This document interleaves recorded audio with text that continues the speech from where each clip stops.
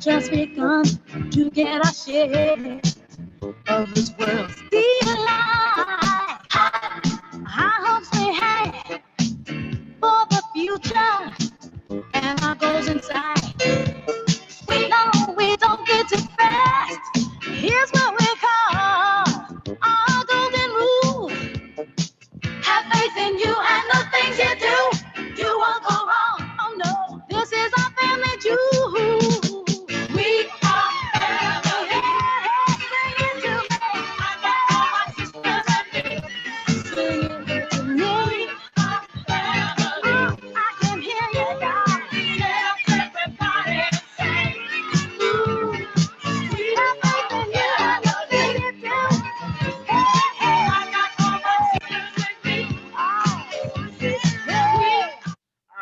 All right. Can you guys hear me?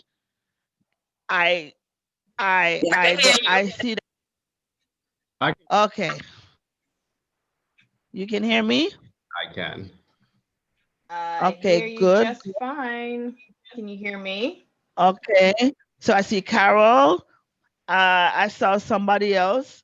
You guys, I can see Carol. Okay. So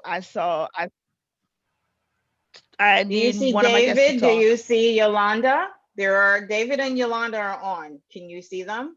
All right, hold on. Let me see. I see that they're on, but I'm not seeing their faces. I think I saw Yolanda real quick. I think she's, yeah. Once you guys can see me, I'll figure this out. Okay. It's just one of them technical days, you know? It's one of those You're days. seeing them, right? Yes, You're seeing them, right? Okay. Yes. Welcome, guys. All righty. So welcome, everyone. We are having some technical issues today, but that's all right. You know, we'll get it fixed. There's nothing that's going to stop this show from rolling forward, right? We're going to do this. I know. We're going to do this. That's all right. So everybody, welcome back to joining us. This is Let's Connect, and Carol and Reese are here, and we are here with two special guests today. And what we're going to be talking about is the importance of your credit. Yes, and we can't wait to chat about this. We've gotten, let me tell you, we haven't even started yet. We've gotten so many comments, so many questions. It's like everybody's waiting for this. And I'm hearing comments, Reese, that I'm very low right now. So, Miss DJ, you've got to do some work over there. I'm sorry. No, that's not me. That's you, not me. I know, but something is happening with the equipment. Anyways, we're going to keep going. It's just I don't know what's going on today. It's just one of them days. So let's keep it moving. The show must go on. Yes, indeed. So we're going to chat about your credit. Why is it important? And everything we want to know, and all of your questions, as you all always do. Send us your questions. And when we're done, we're going to post as many of the answers as we can with all the important links, as usual, onto our YouTube channel for everybody to check out. All right. So right now, though, I really want to start with Miss Yoli, who is joining us. And Yoli is a real estate expert. And then David, I'm gonna come to you, not to worry, because I really want to get your expertise. So if I could start with Yoli a little bit, and we just keep this rolling. Yoli, again, if you could introduce yourself, talk about who you are, what your business is, and why is it important to this topic that we're talking about today. Well, again, hi, I'm Yolanda Deane, better known as Yoli, the one and only. I am a realtor along with other things. So that's just one of the hats that I wear. And part of my expertise is being a rental specialist. And as I try to help individuals, unfortunately, it's a lot of work. because if they are looking to buy, sell, or rent, mostly buy and rent, credit is very important. Okay. And that's the one thing that they are not familiar with. Why do you need my full credit report? Why do I need a credit score? And there's a lot of factors for the landlord to look at a full credit score. Okay. Anything below 650 is not acceptable, even to rent an apartment. And what I find disheartening is that I work in the community, because a lot of realtors don't want to work with renters because it's a lot of time. And the minimum price range can go from $1,200 to $1,500. And by the time a realtor gets paid, it's probably $300 or $400 after spending 30 days trying to present a strong application.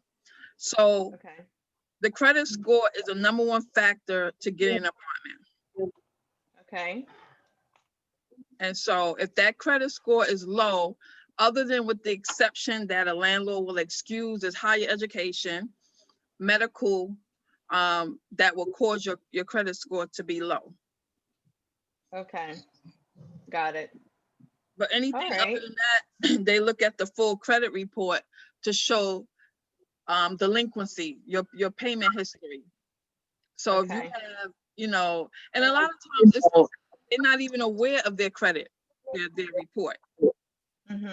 So it could be, I had one client, she bought, I don't know if you remember Finger Hut. It's like one of those little cheap magazines, home appliances. She bought a microwave for about $30 and it was delivered damaged. But instead of her contacting the company, letting them know that it was damaged, send me a new one, she decided, I'm not going to pay this bill. And that affected her credit score. So it's not $30. $30 affected her credit score. Wow. And so that credit score is also tied into a lot of other things. When you do a full credit report, it looks at your background as far as your criminal history, any judgments, any evictions. So it's not just about the credit score. So when landlords ask for a credit score, they want the full report because it paints the type of client or person that you are as far as your payment histories are concerned. So you could be making 6 figures and have a 500 credit score, and that's not going to warrant, justification as you being the chosen one. And I see that happen all the time. So I try to work with clients that are in distress, because being in distress, nobody wants to really take that time to help them, because it's a lot of time invested. So if what I'm hearing you say right now is, you just said, and correct me if I'm wrong, you could be making a 6-figure salary, okay, over $100,000, $200,000, whatever it is, $300,000. But if your credit score is, I don't know, 480 or something, you will not get this apartment that or a home or whatever it is that you're looking to get. Correct? Okay, so I've seen it happen so many times, Carol. Everybody, this is the importance of credit. And I just kind of wanted, Yoli, thank you so much for setting that up for me, because I just kind of wanted to throw that out there. And then David, if I can come to you a little bit, because David, you are the credit expert right now. That is the company that you have. So if you could introduce yourself and tell me a little bit about your company, and then I want to dig in a little bit more on some of that with you, if you don't mind. Hey guys, well, thanks for having me on. My name is David Ramnarine. I'm here in Florida. I own a company called Credit Guys. The company actually came about just by hearing people missing opportunities like getting a rental apartment, a car, a home, because of the little thing called credit. In my past, just like Yoli just said, you can make a lot of money and never have credit. That was me in the past. I made money and I never cared for credit because I bought everything cash. But when it came that time, like my kids are in college now, time to buy a home for them. It is important unless you're buying the house cash. So I help a lot of different communities with that, whether it's for charity or whatever it is, community service as well. The goal of getting credit is first understanding what it is and why you need it. Exactly. Now that's really what I want to hear from you. What is credit? Okay, because let's assume that our audience, we're assuming, but this is what I like to do on the show, know nothing about credit, because a lot of us don't, right? Mhm. We know nothing about it. So I would like you to tell them, what is credit? Why is it so important? And how does it affect them? And can I just say to David, it's not even about having credit or low credit score. It's those that don't even have credit and they think they can scale through. So that's a very Exactly. important key I too. can't wait to chat about that. I want to get into this sauce with you guys right now. I can't wait to talk about it. So basically what credit is, it's because you're asking to borrow money from a stranger and they want to validate you by your history of how you already controlled money in your own life that you've borrowed, whether it's credit cards, student loans, car loan, anything like that. It could even be a department store card. A lot of people fall for the trap where they're, hey, I'll get this Capital One card, try and build my credit for $300 card, and end up ruining it. And other creditors look at it, hey, you had $300 worth of somebody giving you money and you abused it. Why would I give you more? Mhm. You know? Okay. So that's the first step of what credit looks like on a low scale. On a higher scale, some people look at it like, well, things that could affect my credit too is employment. The biggest factor that we see when we pull someone's credit and go over it with them and review it is the amount of inconsistencies or incorrect information that's on there already. People don't update their address, their employers. They don't dispute things like they should. Like the finger hut, $30 finger hut thing, that could have been removed easily and not affect them at all. Mm, And why do you need okay. credit? The downside to bad credit is higher interest if you can get it at all. And the upside to credit is paying a lot less for things and getting more opportunities to buy things. Mhm. Okay. Mhm. And if I can just jump in, it makes me think about my own personal situation. I was one of those victims who didn't care about credit, didn't know what it was all about until it was time to buy my house. And that's when it hit me. And you're trying to clean up your credit and your debt to income ratio. Or if you do find a mortgage company, they're going to give you the highest interest rate. So that's a ripoff. And so I like to tell people my own testimony, because, you know, if I can share my own personal experience and let them know how important it is to start, like you said, you know, getting rid of those discrepancies that they may have and what credit can really do. It really affects your life, you know, in one way or the other. If you know, and as far as real estate is concerned, I have people, I try to convert them from renters to buyers, because I'll tell them, hey, you want this $1,200 apartment, you're making six figures, okay, you got good income.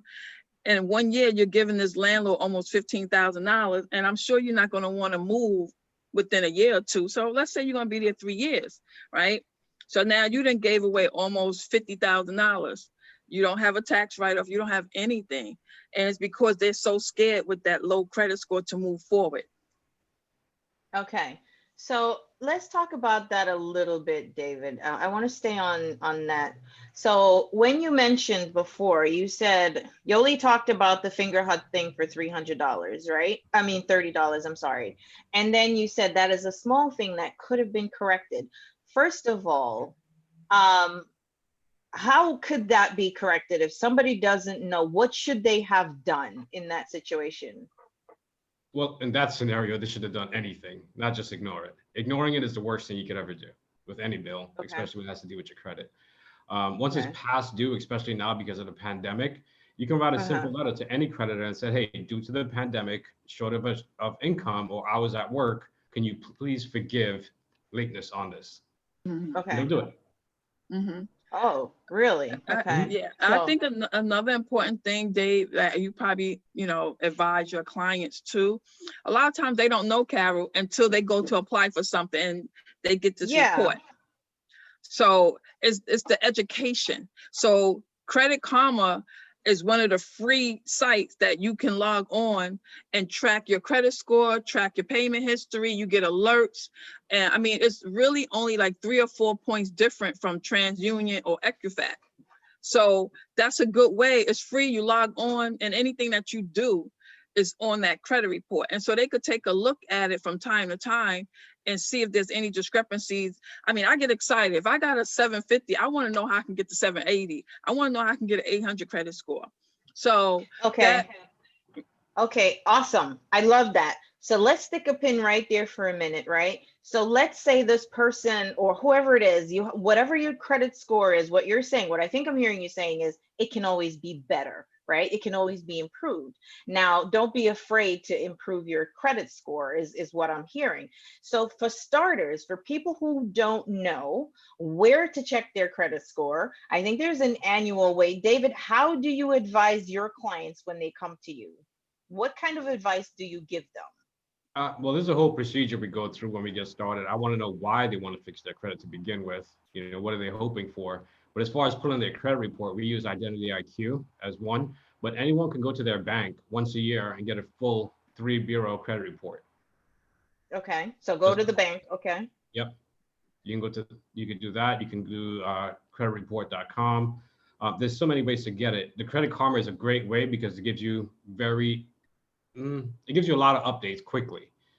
Okay. Like as soon as something happens almost to your account, you'll get a notification of it.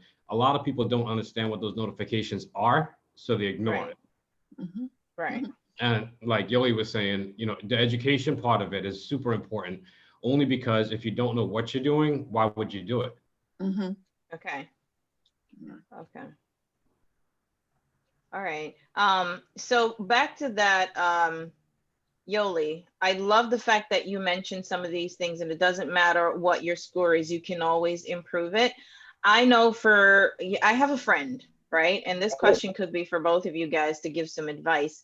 I have a friend that says, oh, we pay our bills immediately. However, they have no credit cards, right? No cards. And they think that that's a fabulous and a wonderful thing because, hey, we don't have any credit problems or any of that stuff, and we don't want anything. Now, what do you say? And they pay their car note, they pay everything on time. What do you say to these people? Well, as a realtor, I've seen that happen so many times. They don't have credit, but they cash and carry. You know, they have a good credit score. And I had this one client, similar situation, and his credit score was fairly new. You know, it was new. So he didn't have any establishment. So just because you don't have credit doesn't mean you're going to be in the spotlight. You need credit to show who you are. Carol, who are you? What is your history? What is your payment? How do you pay bills? You know, what is your debt to income ratio? So even though they may pay everything on time, I would advise them, go to your local bank and get one of those low credit cards, $500, and make payments and pay it off on time. And don't pay the minimum, because that's a trap too. Okay. So David, how do you advise your clients that come into you and say, I pay my car notes, I pay everything on time, and I pay $2,000 a month on my car note, this and that, I don't need any credit. What do you tell them to do in that instance? And in that, I would say everyone is different. If they don't need, if they're not planning on buying anything or wanting a loan, then they don't. You don't need credit, right? But if you are, and that's why everyone wants to repair their credit, build their credit to get an apartment, a home, a car, a credit card, better rates on insurance, that's what they'll need. For the clients who are paying everything on time, just paying cash and everything else, I would ask them how many of those bills are being reported to the bureaus. Are you getting credit for any of them?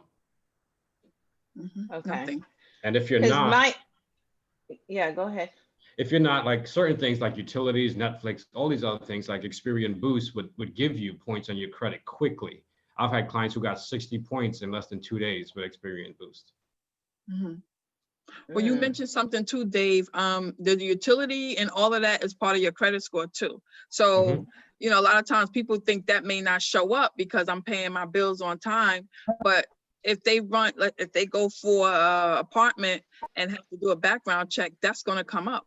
So they may not have credit, and they may have, you know, the income, you know, and been on their job for years.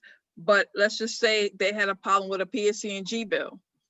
That's a judgment against them. I'm not saying that's the case, but in most cases, something like that could come up on a report. Doesn't necessarily have to be the credit report, but like a background check too, because it runs everything about you. Okay. That's interesting. One of the things that I had advised was, because I said, listen, in this day and age, you know, we're all adults. We Reese, are you want to say purchasing. something? Oh, You know, I said we're all adults, and we are purchasing something at some point. So, you know, it's not like we're 15 years old or whatever or something. We're making some kind of purchase. You know, if our car dies or something, we're going to need another car. Unless you're coming out, you have, you know, $50,000 or $30,000 in cash that you could go plop down for this vehicle, then more than likely you do need, as an adult, to have some sort of credit, right? So we want to show something. Was it wrong of me to advise them to say, listen, you know, if your car note, and tell me, because that was my I'm thinking. trying Tell to. me if I'm You wrong. guys can hear If, me. You guys can hear me. oh, we're hearing you now. Oh God, I've been trying to talk for how long? You guys, Yeah, well, we couldn't hear you. Sorry, my dear. So we just kept this train rolling. We can I hear you, but let me see. finish the question real quick before I forget it, right? Was it wrong of me to advise that I said, well, maybe you get a $500 credit card. See, I'm not the expert here, so I'm asking, get a $500 credit card. If your car note is $500, then maybe you, and you're paying it anyway, then use the card to pay that 500 rather than paying it cash, so that you can establish some sort of a credit line. Is that correct of me, or is that, what do you think? Absolutely. that was Absolutely. good advice. Yeah. See, another thing people don't realize is you need credit when you need credit right now. Like, no one thinks about it before. So if they build their credit, you never know when you might need that emergency fund or anything. I've had plenty of times now where I was stuck somewhere traveling or something like that, and all I had was my credit card that would work because maybe there was fraud on my other accounts or something. You always need credit for something. Yeah. Yeah, and the Okay. key to credit is don't close your credit. I mean, I'm sure No. Dave would talk about that, because, you know, that for some reason that's a derogatory on your report. If you decide, you know What does that mean? What do you mean, don't close your credit? like if you have a credit card and you paid it off and you're like, oh, I'm not going to shop there, like Pier 1, unless they close me, it's fine because they closed down. But say if I wanted to just, you know what, I'm not going to use this car anymore, I'm going to close it out. That leaves a derogatory or bring down your point, your credit score when you close an Really? account. I've done that before. What?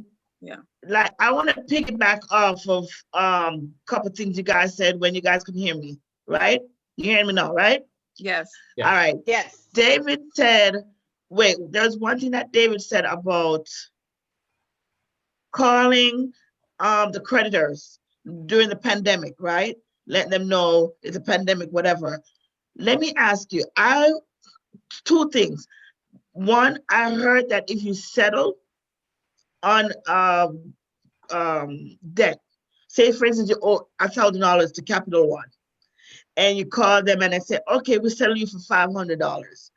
That looks bad if you're gonna buy a house. If you settle, they look at that as not a good thing. Yeah. Is Yeah, that not correct? a good thing, 'cause you borrowed money and you're not paying it back. You're getting a buyout. But So, why? If But you why did is it it that that? way, if you did it that way, it's bad. If you paid for a deletion, you said, hey, I'll settle, but you have to take this off my credit report. That's how you want to do it. So it would never affect you. Okay, so there's a, and then the second thing, because I'm in the process of going through my credit and whatever, right? I went on annualcreditreport.com and found out that they're actually giving you free credit reports until April 2021. Yep. So every week you can actually check your credit for free, as opposed to when you used to have to pay. You know, you have to pay. So that I wanted to throw out there. If anybody didn't know, they can go on Experian.com. No, annualreports.com, and they'll see, because of the COVID, they're giving that option. well, So, and then the third thing, I know, oh, I'm sorry. Uh-huh. No, go ahead. No, go ahead. No, your third thing. And then the third thing was what that I learned with the credit cards. I have my credit cards and I max them out, and then I pay. To me, I'm like, okay, I'm gonna max it out, but then I've always paid in full. Come to realize that it doesn't look good because you can. They're telling you to only spend like 20% Mm-hmm. of what your credit is. Mhm. So if you have $1,000 credit line, they encourage you to only spend 20%. That I didn't know. Yeah. Mhm. I just thought that paying it in full every month is fine because they're seeing that it's paid in full. I use it, but I paid in full. And then I realized that doesn't work. What do you So there's mean a that doesn't whole, work? So David, when I what say it does doesn't that work, mean? Maxing the I'm credit card out and sorry. then paying it. So there's two times to pay your credit card. A lot of people get a statement and they see a due date by. You don't want to pay it then. There's a statement date before the bill is generated. You always want to pay your credit card bills before that, before it gets reported to all the agencies. You want to keep your utilization on any credit card less than 30%. So you have a $1,000 card, don't spend more than 300. It just shows how responsible you are. And you want to pay that before they generate the statement. What they are going to show is how much you used and paid before the billing cycle was over. And when you pay it down. Don't pay all of it. Leave at least 2% left on the card. So you got $100 card, that'll be $2. $1,000 card, that'll be $20. see, Okay, I so thought I was doing the good thing, that paying it off, Mhm. but Mhm. here I wow, am okay, so putting a that's pat on my shoulder. interesting. That's a great note that Yeah. you brought up, Reese, and I just wanted everybody out there to hear that. So just to reiterate for everyone who are listening, if you have this card, you want your usage to be, you have a credit card to be about 30%, right? Mhm. No more than that. And if you are, you should leave some of it. So what I'm really curious about is, so if your due date for the payment is, let's say, the 10th of the month, you don't want to pay it on the 10th? No, if you're trying to build your credit, you want to pay it before the statement date, before they generate the statement. So anyone can call them on the back of their card and say, hey, when is my statement date? And you just want to pay it Okay. before then. So you pay it before the statement date. So when you get the bill in the mail, Okay. it already shows that it was already paid for. Gotcha. Yep. That is interesting, Wow. everybody. Okay. So, That I didn't know. That I didn't know. so Yeah, but now you know I what? wanna. I wanna ask about that. You know, especially with COVID and people are hard up for cash and struggling to pay bills. I know, like, even in a situation you can get a extended due date, or even if you pay by that statement date, you still have like 3 grace period days, so it won't really affect. It's not going to affect your credit. But what you're saying is that it shows your paying power. I'm just trying to understand. I usually pay mine on time. I pay it before the date because I've learned the hard way. So all this information is very clear to me. But I never knew about a statement that if it's due on the 10th, I'm going to pay it on the 5th or the 1st or something like that. Just because I'm just nervous. The other thing with the pandemic too, a lot of the credit cards did, it's kind of like an insurance where they say, due to hardship, you can't pay your bill. They'll give you up to 90 days to pay it, but they will also restrict any further charges until it's paid off. So if you are, one of these, anyone listening, if you are in that situation where you're trying to make ends meet, maybe other things are important, food and the light bill and stuff like that, pay that first. Just call your credit card company and said, hey, I just need an extension on it. Just freeze my account for now so I can't make any more purchases. They will actually freeze your account where you can't spend more on it until you pay it down to where it needs to be. Really? I have another question. Student loans, right? Student loans, how big of an impact is that on your, no, not student loans. No, student loans and medical bills. How big of an impact is that on your credit when you're going to buy a house, car, or whatever? I think house would be more, because they're more extensive when it pulls your credit. How much of an impact? I think for as realtors, Does we that- waive that. We look at that as a financial, what's the word I'm trying to say? It's not a default. I mean, if you're not in default, I'm just saying like, that's something that we would waive. Medical bills, those are things that, you know, takes time to pay, and it will affect your credit. It will lower your credit score. But I know a lot of renters, landlords, they waive that because it's an exception to the rule. You went to school, you're gonna have, you know, this loan to pay back, and it's gonna probably take a couple of years. So it will affect your But the credit mortgage score. company looks at that too? I'm sorry? The mortgage company, you're going for a house, the mortgage company will look at it as Or debt. It's still as part of your, yeah, right, Dave? debt to income.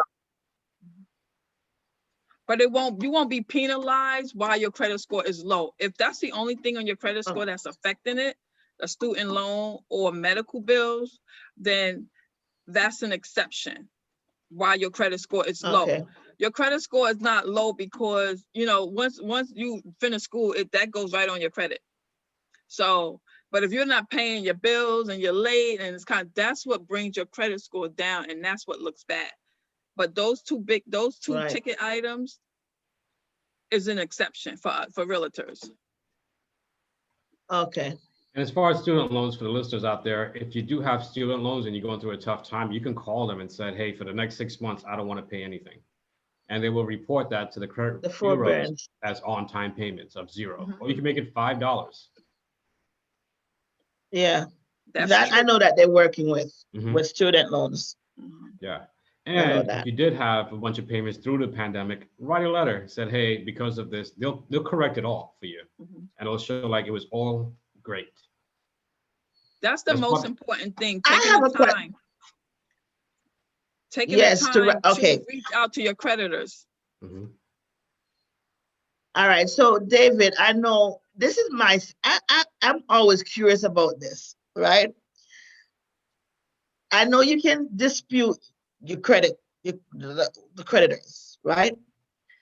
But what does a company do that I don't do? That like Lexington Law. We know they do a lot of credit. I know you heard of Lexington Law. They're very overpriced Mhm. to helping you clean your credit, right? And they're like, okay, we got this. And what is it that they do that let the creditors not bother you anymore? Like, I can sit and write a letter and say, this is not my debt, whatever. But I know you guys, I guess you guys have to go deeper in it, a deeper explanation, or, you know, because can I come to you and say, listen, I need you to wipe off that $1,000 Capital One, The right? first question I would ask you is it yours? Okay. I can't remove debt. I So can fix your credit, but I can't you make money can't off remove the everything, right? Yeah, I Yeah, can't I do was that. wondering, like, I know you can't remove it. Okay. So I come to you and say, yes, my debt. But then at the same time, you're saying settling Right. We is can going to show you how to harm. settle it You're for a not, lot less. So I'm not sure what other companies charge. At Credit Guys, we charge $100 a month until we get you to wherever your goal is, which I think is reasonable. And we try to keep everyone in close about the 3 to 4 month range. If we my can't get Zoom you ain't to like working, so upper they're not see. 600s, They'll see us, but we can't see. Don't do that. Okay. Yeah, I'm hearing you. No, I Okay. said, I heard what you're Yeah, saying. try Yeah. to keep everyone for about 3 to 4 months. A lot of people think it's going to take a lot longer than that. And one of the Right. biggest reasons we found that people don't address their credit to begin with is because they think it's impossible. Like, I have a 492 credit score. Why should I even bother? We get clients like that all the time. And in less than 3 or 4 months, they're in the mid 600s, close to 7. Oh, yeah. So that was Yeah, going to my be Zoom. one of my questions because I did not realize, I thought it would take You know, longer. they can see us, but I can't see them. Reese, we're only hearing you, my dear. Oh, So, you are? I'm sorry. I yes. turned it down. So, I'm Kim. Kim no, is don't on. turn yourself down. I'm just saying mute yourself. But basically, I always thought it would take longer to fix your credit. I didn't know it would be between 3 to 4 months. I always thought maybe it would be longer than that. So is that like a standard time frame if you want to correct your credit? That is our goal, to get everyone in. That's what our service is doing that. Depending on the person too. We have, believe it or not, I have a 7-year-old bankruptcy with a client that we got removed in less than 2 months. Okay. Bankruptcy? A bankruptcy, which usually you have to wait 10 years to remove. But the way Wow. we did it, within 7 years, the bankruptcy was removed. He's refinancing the home now and buying a second home. Oh, very. So with that, what is the standard time frame then that a bad credit score, if you want to correct it, how long will it stay on your credit report before If you you can don't do even get anything it to about it, follow up? 7 years. Okay. Yeah. But if we can get stuff removed, and the thing about removing something, it doesn't eliminate the debt. It can always come back if you don't pay the debt.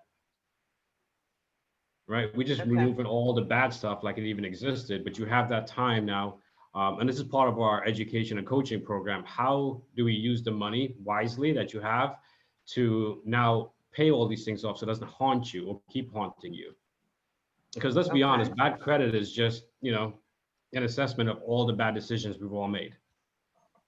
Yeah, Right. but do your program also teach people, I think, helping them to repair their credit and paying down their debt?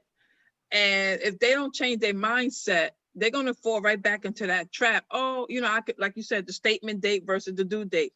Or, I got this big debt and I'm only going to pay the minimum, which is never going to go away. So I think it's key also, like, once you repair your debt, understand and bring up your credit score, understand like what's involved, changing that mindset. Because yeah, so that's the before most we even important thing. send you an invoice or tell you about anything, we go through an entire game plan of what it's going to take to get you from point A to point B. We go through your income. Can you even afford to do this right now? Can you afford to pay your credit cards down to get better credit? Because if you can't, we're fighting an uphill battle that our company's not going to take your money just to take your money. We want to make sure it's worth it for everyone. Right? Right. So if someone is unemployed right now, but they want to fix their credit, it's going to be tougher. How are you going to pay those debts down to increase your credit? Because there's one thing in building your credit, but you got to remove all the negative stuff on it first. Because it falls faster than it goes up. You can lose 60 points overnight by maxing out your credit card. Yeah. But David, real quick, I'm thinking it's a pandemic now. And I don't know how we're doing it, but like, what do you see in the future for this? Like, is a pandemic, people not working, the credit getting, is like, what do you see? Like, it's just gonna be shot? Like, so I mean, it's shot already for pandemic, some people. It's going to get worse. So January, all the banks, credit cards, all creditors are adopting what's called FICO 10. So before, it was, they could have, if they wanted to, look back 2 years. Now it's mandatory to look back 2 years. To qualify for any decent type of loan, even a car loan, you need a 670 credit score or higher. Yeah. Before they even think about it, you need 2 years of credit, of good credit, not just credit, of good credit. That's what FICO 10 is going to do. Even though we're coming out of a pandemic, the world still turns to them. But even with the pandemic, the interest rate dropped so low, and guess what they did? They raised the standard for the credit score. Right. So, if you want something, I don't know what it is now, but like Dave said, the credit score is mandatory 650, 670, and that's for conventional or I think a FHA is more or less or whatever. But even in the pandemic, they are raising the bar for credit, and it pretty much weed out, the haves and the have-nots. Like, I had this client, on Thanksgiving, I show her an apartment, and then she tells me, I'm gonna hold off and try to repair my credit. So are you saying that if you have, let's say, that 670 credit score, right, that it's still not sufficient, and somebody wants an apartment or something like that, they're going back to 2 years of your history to look at your performance up until that point before they even do anything with you? Is that what I'm hearing? Yes, they can. Now they can do that. Before they would just look at the number. Now they want to see history as well. History. That's the Because smooth part you can of always cleaning up the print out credit. your credit score. A person can print out their credit score, and you know what they say? We want the full report, and sometimes it's 30 pages. Mhm. Oh my goodness. So everybody, now I feel like, you know, when you go on a job interview, they're looking at your background, they look at your background history and all that stuff. So it's very serious, people. So what I'm saying is I'm talking to everybody in our listener land right now. Make sure that you are paying attention. This is no longer just printing out your credit score on a piece of paper. They're looking back at your history. So you want to protect it up until now. So take these tips very, very seriously. And so what are some of the tips then? I kind of just want to round it out a little bit for our listeners, for them to understand what are some of the basic steps for starters they should start to do to protect that credit on the road to that 2-year review thing. I would say to understand where you are. Yeah, Lily, sorry.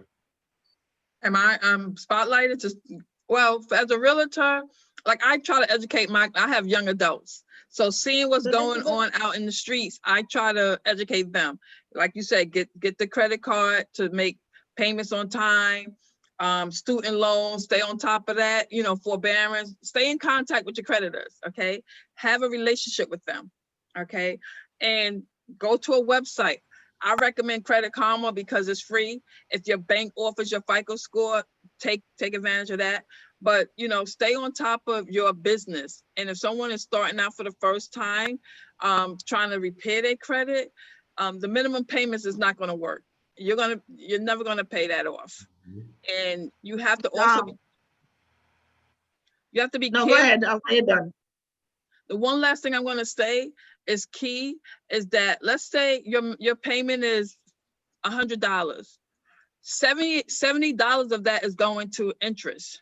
So you're not paying that down. Okay, so it's just awareness. I'm all about awareness and just trying to educate, you know, a lot of the young folks, young and old, and people who've been in their apartments for 15 years, when they go to try to get a new apartment, they're clueless. And they don't want to give up their bank statement. They look at bank statements too. They don't want to give up their bank statements, and they don't want to, well, I got to get my credit score. Never mind. They go on Craigslist and then they get bamboozled. So it's just So Yoli, how has it during the pandemic? Have you seen that there's more sales in homes? I think so. I thought it was gonna real estate has been busy. Like it's so much inventory. COVID. I'm sorry. Yeah. No, I would have think that it would slow it down, but I see that there's a lot of homes being sold. Been bought, yeah. They're buying homes. So, but then when you said that if you're working on your credit and suddenly you get to your 700, that's not enough. So if they go back and see that it wasn't good, does that prevent you from getting? You still could buy a house. You're just gonna have a higher interest rate. Oh, so looking back on the 2 years is going to determine what your interest, that plays a part in the interest rate. Yeah, let's talk about that for a second. Okay. A lot of people don't even understand how that works or anything like that. Everyone bought a car at one point or the other from a dealership, right? They don't ask you how much you want to pay for the car. They ask you how much you can afford per month. It doesn't matter if they stretch it out 84 months or not, as long as you can pay that monthly payment. With better credit, you can get cars with 0% interest at all. So you pay for the cars, 20,000, you pay 20,000. Sometimes you pay 15% because your credit isn't that great, but you end up paying an extra 30% for that car, right? So a $20,000 car become a $30,000 car. Just think what you can do with that extra money. Once your credit is better, you have opportunities to pay off your mortgage early, because if you kept a 30-year mortgage, you're paying over 200% for that house. A $250,000 house, you paid $500,000 for. All right, so it's up to everyone. You do what you can with your money, but don't waste it. Don't give it to the banks as interest. But see, a lot of people don't understand that point, David, because they don't. Yeah, and that's what we want to highlight, and that's what we wanted to highlight for our listeners today, Mhm. to let you all know. So you're more eloquent about this subject than I am, so I'm going to let you break it down one more time, please, for our Real quick listeners. before, Yeah. real quick before David does that, I want to welcome Miss Dashaunda to the Hi, everyone. table. Good afternoon. Hi. Hi, Dashaunda. Hello. How are ya? you guys? Great. Good. So we're chatting. We're gonna come and chat with you in just 1 minute. But David was breaking down something for us right now, because I really want to drive this point home for our listeners about that interest rate that you talked about. Right. So let's take, for example, average car payment in Florida is about, for a medium household, is $350. In other parts, let's just say wealthier parts, that same money buys a better car. They could buy a used Mercedes versus a brand new Corolla. Let's put it that way, right? Right. But then what happens at the end? You overpaid for a car that you can't sell for as much. 3 years into the car, you're upside down. You already wasted a bunch of money. You owe more money than the car is worth, so you put yourself back into a tremendous amount of debt. And then when you try to get out of it again, you get the second car, which is comparable, for $500 a month because you have to carry over loans again. It's a trap. So with better credit, you don't fall into those traps. You don't have lingering debt, because I know some people who they had 3 car notes piled onto one car, paying $800 a month. And I'm like, are you crazy? Like, what are you doing? There are some ways of getting rid of that as well. But when you go, before you go to any dealership, any real estate, anything like that, understand who you are and what you have to offer, because that's the first thing you have to do. What's your income, what's your credit, and what can be fixed. We do free consultation all the time, just giving you that information for free, right? You can always call us on the 800 number, go to our website and sign up. We'll do a full analysis and let you know exactly where you are and how quickly you can get that home, car, whatever it is. For other people, I want to add this as well. For other people who don't think they need credit, if you have kids, you definitely want to have credit. One of the best way to boost another 80 to 100 points is if someone had close to about 10 to 15 years of great credit, and you become an authorized user on it, so your kids become an authorized user, they jump 100 points on that, on their own credit, right? So you can lend your credit as well. Other companies use things called trade lines, which stays on your credit for 2 months, but it's when you're buying businesses and stuff like that. There's so many different ways to do it. For the listeners, all you have to understand, it is possible for you to correct all the wrongs. All the mistakes we made can be corrected. Right. And it's actually very simple. Awesome. That's good to know.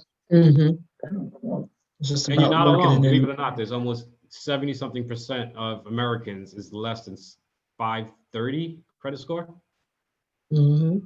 Yeah. Oh yeah, most That's definitely. like an Yeah, average score. That's Wow. on I that mean, if you don't have score. credit, you get penalized. If you have Big bad time. credit, you get penalized. You know what I'm saying? So it's So crazy. you might as well work on it, right, Reese? Might as well work on it, because you get my son, he's 24. He believes in everything cash. I'm like, no, get a little credit card to build it. He is one of them that I'm buying everything cash. But he'll learn later. Because you know these kids, they think they know everything. He'll learn later. Wow. Yeah, like I said, I had some friends and they're not young children. They're not teenagers and they're not young adults. They're like grown, and that was their mindset as well. And I had to say, no, you're grown, you got families, you've got to have some sort of credit. Yeah, you're excellent with paying your bills, but you've got to establish credit. What happens when the toilet bursts in the house or something? What do you do when it rains heavily and there's a huge flood in your basement or something? What are you going to do? Are you going to just take out $8, $9, $10, $12,000 and say in cash and say here? So it's great to have that. And there's a benefit to some credit cards. I love it. I get reward points, and you can use those points to pay your bill. There So you have it. it's not a bad thing. You just have to be disciplined. Right. Right. And these That's are true. some of the things that Right. you have to be disciplined about. And that's what I wanted to you guys to kind of give the listeners some guidelines to say, these are what's important. Pay attention to them. Cool. You know, Yes. watch your And spending. early education on is good because I remember when I was going to college, when stepped in as a freshman, there were all the credit cards thrown at me, and nobody sit you down and tell you, oh, you know, you gotta pay this. But you in college, you just leaving high school. Yeah. You had American Express, Visa, they just threw it at you, and you're like Oh, taking wait. it, and you're not Wait, you thinking, thought you okay, got some free money? You thought you got some free Huh? money? You thought you got a windfall? Girl, I thought it was Christmas. Okay. They don't sit you down and say, listen here, we're gonna give you some credit card, but this is what you need to do. I ain't think, oh, Even okay. the car dealership was easy. Yeah. When I got my first car, brand new car, 0 miles, just put $3,000. It was nothing. It was easy. Like, They stood at walking there. I had zero they stood at American credit. Express. I was Nothing. like, what? Man, And my payments was amazing. They were like $200. so early education is good, and especially for people that's coming from other countries, like the island people. Yeah. Island people don't have credit in the islands like America, right? So that's a good thing when they come in. That's the first thing they need to put in that package. Learn about credit, because honey, when they come, they're gonna learn the hard way. Especially if you don't know how to manage money. Dave, you And that's where money management comes in too. Money management. Yeah. That's it. Yeah, you have to learn how to manage money. That's it. I want to say one important thing, and I'm sure Dave can testify to this, is when you go and apply for credit and you go from store to store, I'm gonna get a card here, I'm gonna get a card there. You gotta be careful with all those inquiries, especially if you get denied. Yes. And also too, it's the difference between a hard inquiry and a soft. Either way, it's still gonna affect your credit. Yes. So that's key too. Like, okay, I got approved, but that's a hard inquiry on your card and it's on your credit, and it's going to affect your score. I mean, 1 or 2 points, may not matter, but if you're already low, it's gonna affect you. A lot of people Great. don't know that. Yeah. I So I'll give a wanted couple to- nuggets to the listeners here. So only get credit cards that report to all 3 credit bureaus. Don't get one that's only going to report to TransUnion or one to Equifax and one to Experian. Get one that reports to all of them. So department stores don't do that. Definitely don't get those. They're actually higher interest rate cards as well. I love Macy's though. Right. The other thing, any installment loans you have, like a car note, a mortgage, personal loan, anything that has a time limit on it, 30 years, 5 years, whatever it is, pay those monthly bills bi-weekly. You'll pay it off quicker, right? If it's $400 a month, pay $200 every 2 weeks. You're paying the same amount of money, but pay it bi-weekly. You'll pay less interest rate and pay it off earlier. You could actually pay off a house 10 years earlier if you did that. That's what I was talking about. Is that how you would do it if you were doing a home as well? Yep. I would do bi-weekly and add a 13th payment to the year. And after. Okay. You still sending the same amount. You still sending that same payment, but you're just breaking it up twice a month. Yep. Okay. And then you add the 13th payment. Yep. The 13th payment, I tell everyone, use your tax when you get your tax money back in whatever month you do it in, February, March, April. That's a good idea. Drop it in there. You didn't have the money to begin with, just throw it in there. Believe it or not, the 10 years. So they already spent that money. They got TV. They gotta go to Walmart and get the. That's where mindset comes in. They gotta get the red bottoms. They gotta get that. Those are some great. That's a good tip. Yeah. That's a good tip right there. Yeah. Thank you for that. So everybody. Anyone who has a car, listening- do the same thing. Pay your car note twice a month. Good. Yeah. Good. Yes, I I'm like doing that. history. I really like that tip, and we're gonna use that and list that for everybody who is listening. Break up your payments, pay it bi-weekly if you can, to help you, and you'll be surprised. It's a lot easier, and it helps to shift your mindset. And with that, since we have Miss Dashaunda who just joined us, welcome. I want to make sure that I am addressing you right now. So welcome to our show. Here's Dashaunda. Hi. So tell us, what is it that you do, and chat with us a little bit about credit. Sure thing. Good afternoon, everyone. I am from Orlando, Florida. I also own a credit repair business. I am been doing credit now for a few years. I'm in my 30s, so I had to learn about credit the hard way. I was also that college student who was given several credit cards, never was really educated about it. So Capital One gave everyone in my college a credit card, and they had where they were offering, I think it was like a free gift card. So that's kind of how they pulled us in. They're like, okay, hey, you have a free gift card. Let's go ahead and get you signed up. So I knew nothing about credit cards, went off to college. My father was a single father, never really educated me on it. And so I learned the hard way in my 20s, after college, trying to purchase my first townhouse. And someone had to sit me down to tell me to say, hey, listen, you're not going to be able to afford this. Like, your credit needs to be fixed. It wasn't an income, it was just my credit. And so I think that's, and you guys have probably already said that, but it's very important. You can have money, but unfortunately, if you don't have the credit, you're not going to get approved. So with that being said, I actually kind of did some research and learned to fix my credit myself.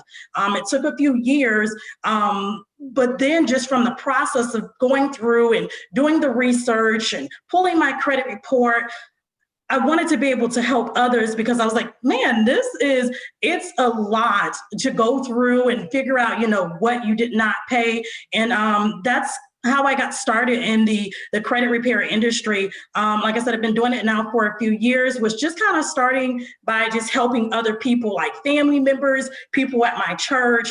And then I started my own business. And then now I actually have, I'm under another company as well, too. But it's very, very important. I try to talk to a lot of people that are my age, my family members that are younger, because they need to understand, it's like, if you're not, and someone already mentioned, but if you're not educated, you will not know.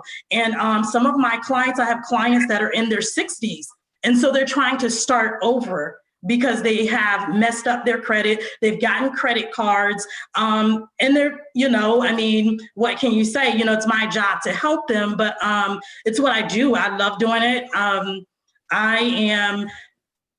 I love giving advice to my friends.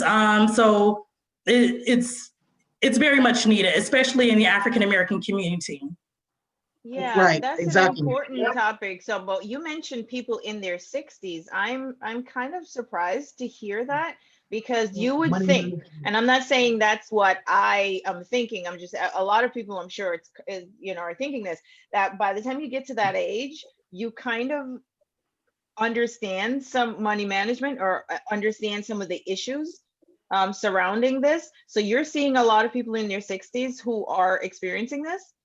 Yes, I have actually 3 or 4 clients that are over the age 55 that they have messed up their credit. And I guess it's not really uncommon, because I saw my grandmother with a lot of store credit cards. My grandma had Macy's, J.C. Penney's. She also had Home Depot. And so that's what it is with a lot of older people, at least what I'm noticing. A lot of older people, they get those store credit cards, and then for whatever reason, they fall behind. One of my clients, her husband passed away. So because her husband passed away, she was used to him paying all of the bills, and she only had to take care of small bills. So now, since he's passed away, she's required or forced to pay all of her bills. So she's kind of lost, and she stopped paying her credit cards. Now she wants to be able to buy a new home. And so we're starting over again, doing that credit repair. Had another client of mine, I think she was about 55 or so. She just recently, after we repaired her credit, purchased land, and now she's getting a home built. But yeah, so it's not, I don't think it's really an age. Some people are just not educated, and they don't, they go through hard times, because I've been there. So I understand. Yeah, and I totally agree too, because I've seen a lot of older clients who, when they go to purchase or rent, they are surprised at their credit score and the mistakes that they're made. And like I said, a lot of times they're in their apartment for 10, 15, 20 years. And now they're forced to move because the landlord is selling the property. And that's when they find out that they, you know, the mistakes that they made and how hard it is to move forward. Yeah. Right. Yeah, If you're I a little bit definitely older agree. too, just be careful with co-signing. That can get you in a lot of trouble I don't do later that. in life as well. Absolutely. Can you And actually, elaborate on that? Talk a little bit about that for us. Co-signing, how does that get you in trouble? Uh, The folks So- who don't know. I sure did. Oh, Yeah, I was going to say co-signing. also, one more thing before we talk about co-signing. Two of my older clients, they had two socials. Both of them had actually two socials on their credit report. And so that's why it's also very important to review your credit, because this client did not know. You know, once we did that free analysis, she was like, wait, that's not my social. And that's why it's always important to, you know, make sure that you're reviewing, you know, your credit report.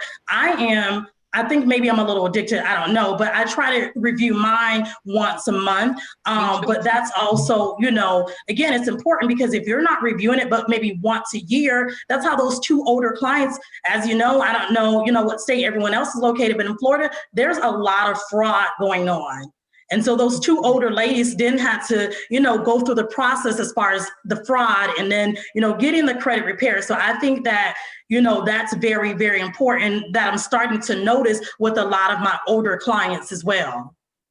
That's interesting. But it's not, I know that you get the annual credit report for free, right? That you can get. But for those folks who cannot afford to pay or whatever to do it monthly, how frequent? What's the highest frequency that you can do this for free? So with me, a lot of clients or people that come to me and ask me about credit or seeing what their score is, I recommend, if you don't have it through your bank, to go through Experian.com. Experian.com is great because it's going to give you those FICO scores. What you want to do is it gives you those free FICO scores. I think you have to pay $1 fee, and then for the first 7 days, you have free access. You can always cancel it. Then again, next month is learning how to play the game, because next month they're going to offer it to you for free again. So boom, now you got, you know, next month you have where you're able to go in and review your credit scores. And it's the same thing on a constant basis. So that's what I would say, because a lot of my clients, they come and they want to use Credit Karma. Well, as we know, the banks aren't using Credit Karma when they go to, you know, see if you're approved for a loan, because those are vintage scores. So I would recommend Experian.com. And again, it's free for at least those 7 days at least, and if you don't want to pay for it. So the only thing I would say suggestion. with Credit Karma, because I'm a big fan of Credit Karma as a realtor, I noticed, because I get my FICO score through Wells Fargo, and usually it's only 3-point difference. So yeah, I mean, how much is that going to really make or break your credit score if it's only like a 3-point difference? So I mean, it's a first start, but I definitely recommend the more stable companies, Equifax, TransUnion, all of that. But if someone wants to check and get into a routine, I would recommend Credit Karma, because it's not going to be that much of a difference in their credit score. Okay. Well, I take advantage of the as I told you guys before, with the weekly one. Every week I'm on there getting my free credit. So I take advantage of that for now. So the one with annual report, they're offering that until next year, where you can get the free weekly. Yeah. So I'm always on there looking. Is But I have a question. temporary thing, Reese? Yeah, it's on the website. It will tell you that you can get your online reports through April 2021 because of the due to the COVID-19. They're offering that. So Yeah. that's a good thing too. But I have a question, like, why is it that the 3 bureaus have 3 different numbers? And which one is the one that is the most used? Is it Equifax or Experian? I know TransUnion is not. I think it's between Equifax and Experian. Which one is the one that you would want to work on first? Because, or should we do it all 3 to get, you know, which one do the creditors look at mostly, Equifax or Experian? Just want to And answer that. Dashaunda or Dave, yeah, anybody can take that question. Or whoever want to answer, yeah.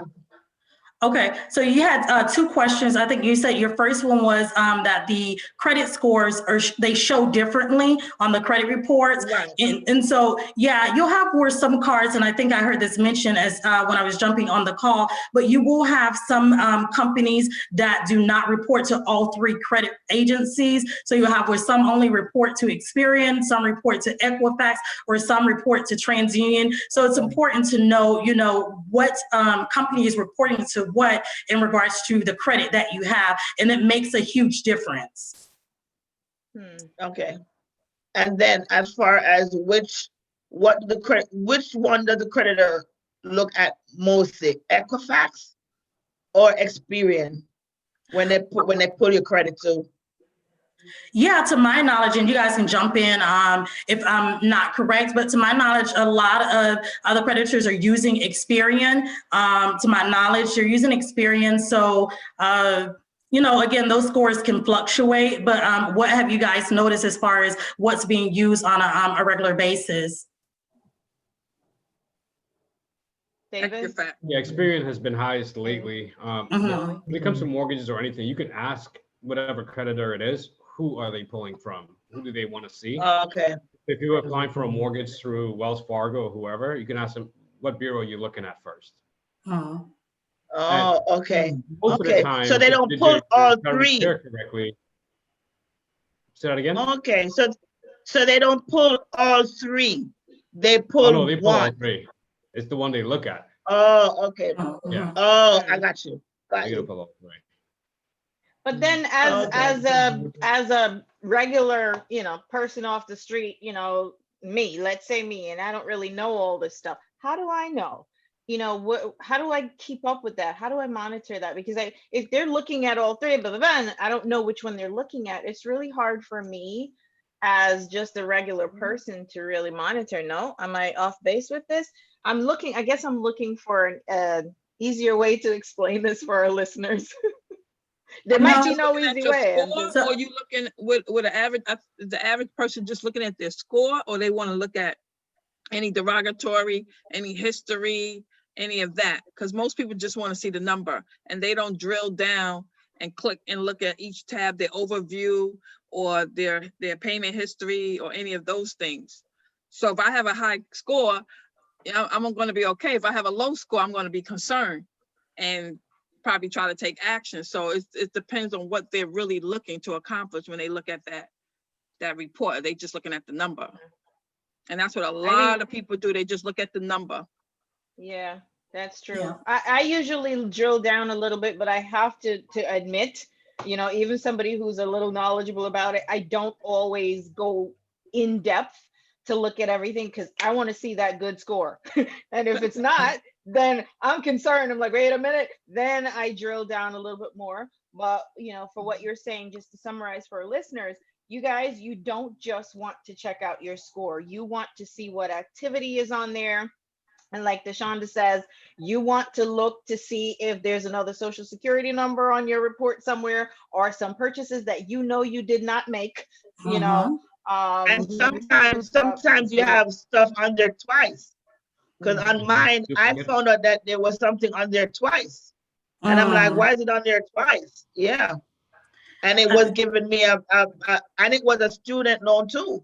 One was saying current and one was saying late. And I'm like, but it's the same thing. It is current, right? So that's another thing you have to look for duplications too. Okay. I think it's also important as well when you're paying your bills to make sure that they're posted on time, because, you know, as you know, if you pay a bill late, how it's going to negatively impact your credit score. So just making sure when you pay those, whatever it is that you're paying, if it's a car payment, a credit card, or a student loan, just making sure that those payments are showing that it was paid on time. So of course, if it's paid on time, it's going to report to those bureaus on time. And we know what happens if it's not posted on time. Of course, then it's going to negatively impact your score. You can bring it down anywhere between, you know, 30 points. And I know we were mentioning earlier as well about being, you know, co-signing and, you know, authorized users, but there are pros and cons with that as well too. And also when when do the creditors report to the bureau? Is it every 30 days or every 90 days? 30 Like, days late. Yeah, they need to report. Is it every 30 days? Yes, it is every 30 days. And from what I've noticed with the credit cards, they're posted, whatever information is on your statement date, that's the information that they're going to be, that's the information that they're going to send over to the bureaus as well. That's why David said pay by They your don't waste no statement time. date. Mhm. Right, You pay before Right. your statement date, so it reflects your credit exactly. score. Okay, that was Yeah. one thing that you missed. He was saying when Okay. you do your credit card, pay by your statement date, not the due date. Oh, meaning before. Right. Right, before, right. Mhm. Carol, I'll tell the Right. listeners this, who wants to get the most out of this, it's over time, credit becomes easy. At first, it's not. It looks like a Yeah. whole, like pages and pages of a math problem that you have no idea how to solve.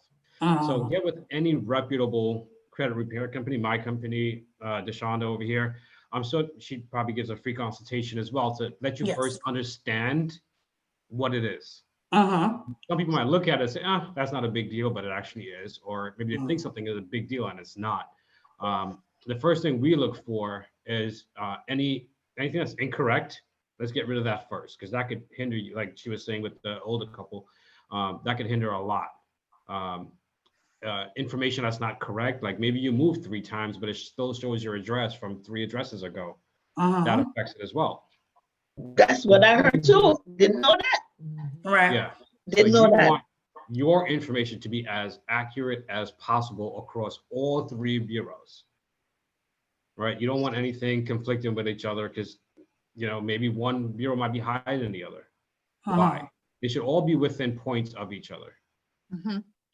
Yeah. Let me ask you a question as a consumer. If someone has a good credit score and yet their credit card, the interest rate, the APR is extremely high, and you've been paying on time, you have a good payment history, is there any leverage for that, like to get it lower, or is that it is what it is and they don't How good change is it? their credit? How long have they had that card? I'm talking about myself. Okay, so how So good is your credit and how long have you had the I card? had this card since 2003. Mhm. I have a $10,000 limit. I only owe a $1,500. I just started using it again. And the APR is like 21.99 or whatever. Okay, Mhm. it's I high. actually have something like that, Yoli. Yes. Yeah, And and they so I just want, refuse to lower the interest yeah, I'm rate, like, and I I've don't been with really you use all the this card that time. much. I mean, I love the points, but I know in the past I was able to call some of my merchants to get the APR lowered, but I just find now like they're not budging to do that. Right. Is that what Right. you? Okay. That's what I've noticed. My credit score is over 8, and I've had one of my credit cards for about 14 years now, MasterCard, and that was the same thing. It's Yeah. 22% interest rate. I called them. I was like, oh, let's try to negotiate this because I've had it for such a long time. So they would not budge at all. So what I did was I paid it completely off. I don't make any charges on it anymore. They're either going to do it my way, or I'm just not going to use it, because I think that to me, it's not benefiting me any by having that credit card with the 22% interest rate. I would never be able to pay it down. So yeah, I don't know if companies are still lenient like they used to be back in the days. Yeah, they not. But does it affect you if you don't use a credit card? Say that again. Like what Dashaunda said, she's not using it. You didn't close it, right? No, that's the key. Never close it. Right. Yeah. So that's what I'm saying. You don't close it, but you're not using it. So not But every using now it, and then it you should doesn't put some affect your activity score? on that card.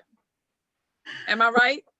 Right, that is correct. So I'm not using it on a regular basis. You can use it maybe for maybe if you go to McDonald's and you get a value meal for like $5 or $6, just enough activity so that you close it. But I'm not using it to maybe when I go on vacation or anything like that. Because to me, it's not worth it. It really isn't. Yeah. Yeah, I feel the same way. Yeah. Right. I'm Do you get in the rewards process with that of card or doing. no? I'm You're sorry. not using it? Do you get rewards on that card? Do I get rewards on that card? No. So that's what I'm saying. You're It's not not using it. it's not benefiting me, but I've had it for so long. And it was just something to help build and reestablish my credit at the time. But now it's not really useful, to be honest. And if it did not negatively impact my credit score, honestly, I would close it. But unfortunately, because I know it does, I'm just gonna let it sit there, and maybe again, sometime in February, I might buy myself another McDonald's value meal and then let it sit for a few more months. So yeah. So the question is, if you decide to close it, right? Because I'm actually in the process of doing the same thing. I have a 20-something% too, and I've had this card forever, donkey years, paying it religiously. Okay, no late payments, none of that, and my credit score is pretty good. And I just could not figure out why they would not lower this thing. So I'm in the process of just paying it off. So what you're saying is, if you don't close it, how does that affect you though? Or if I said, listen, you know what, I'm so sick of them, I want to close this thing, how does it affect me? David, you want to answer that? I know you've been on a little bit longer than I have, but I don't know.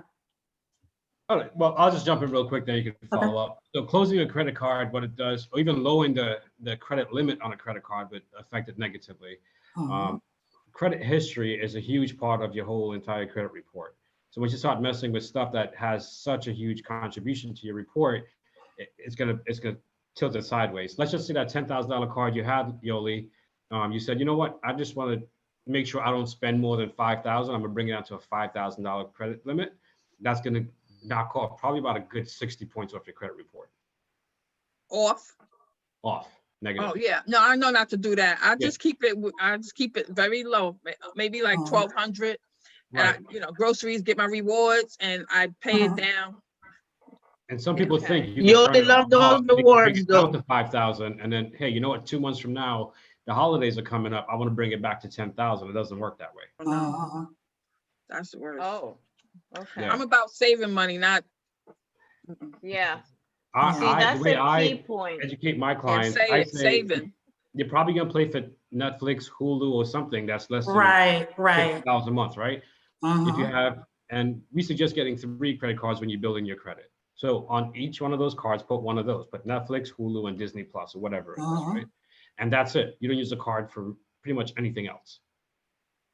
And that's the temptation is strong out there. That temptation is strong. You gotta leave it home. Leave it home. Put it in the drawer. Bury it. One is best too. Prepaid. But if you pay it off and then close the card and say, okay, since I've paid you off and paid all my money and I'm going to close you, it also negatively affects your credit score. Yes, I think that's a big key I want our listeners to take away right now, because there are a lot of people who would be thinking that you're in good standing because you paid it off. So part of it too, Dashaunda, you can talk on this, your percentage of credit utilization. If you get rid of $10,000 worth of credit and you have a $3,000 card, it's completely different. The amount that they're willing to give you, because how much you're spending is going to be completely different. Does that make sense? Or did I just? No, it makes sense, but it's weird. Yeah. So the more credit you have available to you, the more credit you will always get. Yeah, that's true. Right. So the second you start taking credit away from yourself, nobody else is going to want to give you credit. You're not marketable. It's almost like you're not marketable anymore. Right. Yeah. So you close down in 2-year-old terms, for people like myself and everybody else. So, listen, you close down a $10,000 credit card, right? Nobody else is going to want to give you any money. So, you're not going to come back later on and say, okay, now I want, since you see that I could pay my $10,000, I want another $15,000 card. You're never going to get it. So in simple terms, everybody, that's what that means. So don't close the card, just be disciplined, leave it at home, don't use it. That's hard for a lot of credit people. Like it's a relationship. That's what I'm saying. That is hard. That is hard. It's all about learning how to play the game. That's what I always tell people. I'm like, it's about learning how to play the game, because that's the same when you have a car payment. Well, after you're done paying off your car, of course, that's going to drop your score, because now you no longer have that open line of credit. And eventually it will come back up, but it just does. And you think like in your mind, like, hey, I'm doing a good deed by paying off my car because I no longer have that debt anymore. Well, again, you no longer have that open line of credit anymore. So drops your credit score. Yeah. That is a major point right there. Major, major, major. And we can't stress that enough, people. I really like that point. Don't just pay off the cards and close them off, etc. You want to have that relationship with it, but you have to manage it. And it takes discipline, everybody. That's what we're talking about. It does take discipline. Unfortunately, there are so many of us, and you listen, I'm not one of those people because I've always been very frugal. But the thing is, there are many of us, and I have a lot of friends who do this. It's like you get some money and you just want to go, you know, or you're like, you know, they just want to go. You got this card, I'm going to spend. No, you have to be disciplined. So they need to stop sending the cards. Stop sending them. If you're gonna get cards, get the ones that you can benefit from. I mean, like, okay, Target is a small store, but they sell everything in there, and you get 5% off. Lowe's, you get 5% discount. I mean, try to go for stores that are that you really, really need, and you're gonna benefit from. That's my philosophy. It's like when I go to Marshall's and they're like, do you want to get listen, lady, I'm in trouble already and I don't have the card. You can imagine if I have the card? That's okay. That's fine. You know? Here's a huge tip for anyone who wants to get their credit fixed, to buy a home, car, anything like that. Believe it or not, having an accountability partner, whether it's your mom, brother, sister, best friend, or anybody, you need that. Do not do it by yourself. You will fail quickly. Yeah. Right? And then I heard my there was husband is like another the financial. Say that one more time. No, I said I'm so grateful because my husband he's a financial planner. He saves and he is good with money. So he's the one who taught me, because I was bad. I was one of those that, you know, went to left field, but I got myself straight. So David and Dashaunda, where are you guys located in Florida again? So I'm in Orlando, Florida, but I am able to help anyone in the United States. So, but I'm here in Orlando. Awesome. And David, you are? I'm in Palm Coast, a little north of Daytona, closer to Jacksonville, and same thing, nationwide. Cool. Okay, awesome. So Reese, where are you? Because girl, you need help. Where are you in Florida? I know, right? I need help. I'm in Coral Springs. And why you gotta put me out there like that? Right? You did it. I know. I'm in Broward County.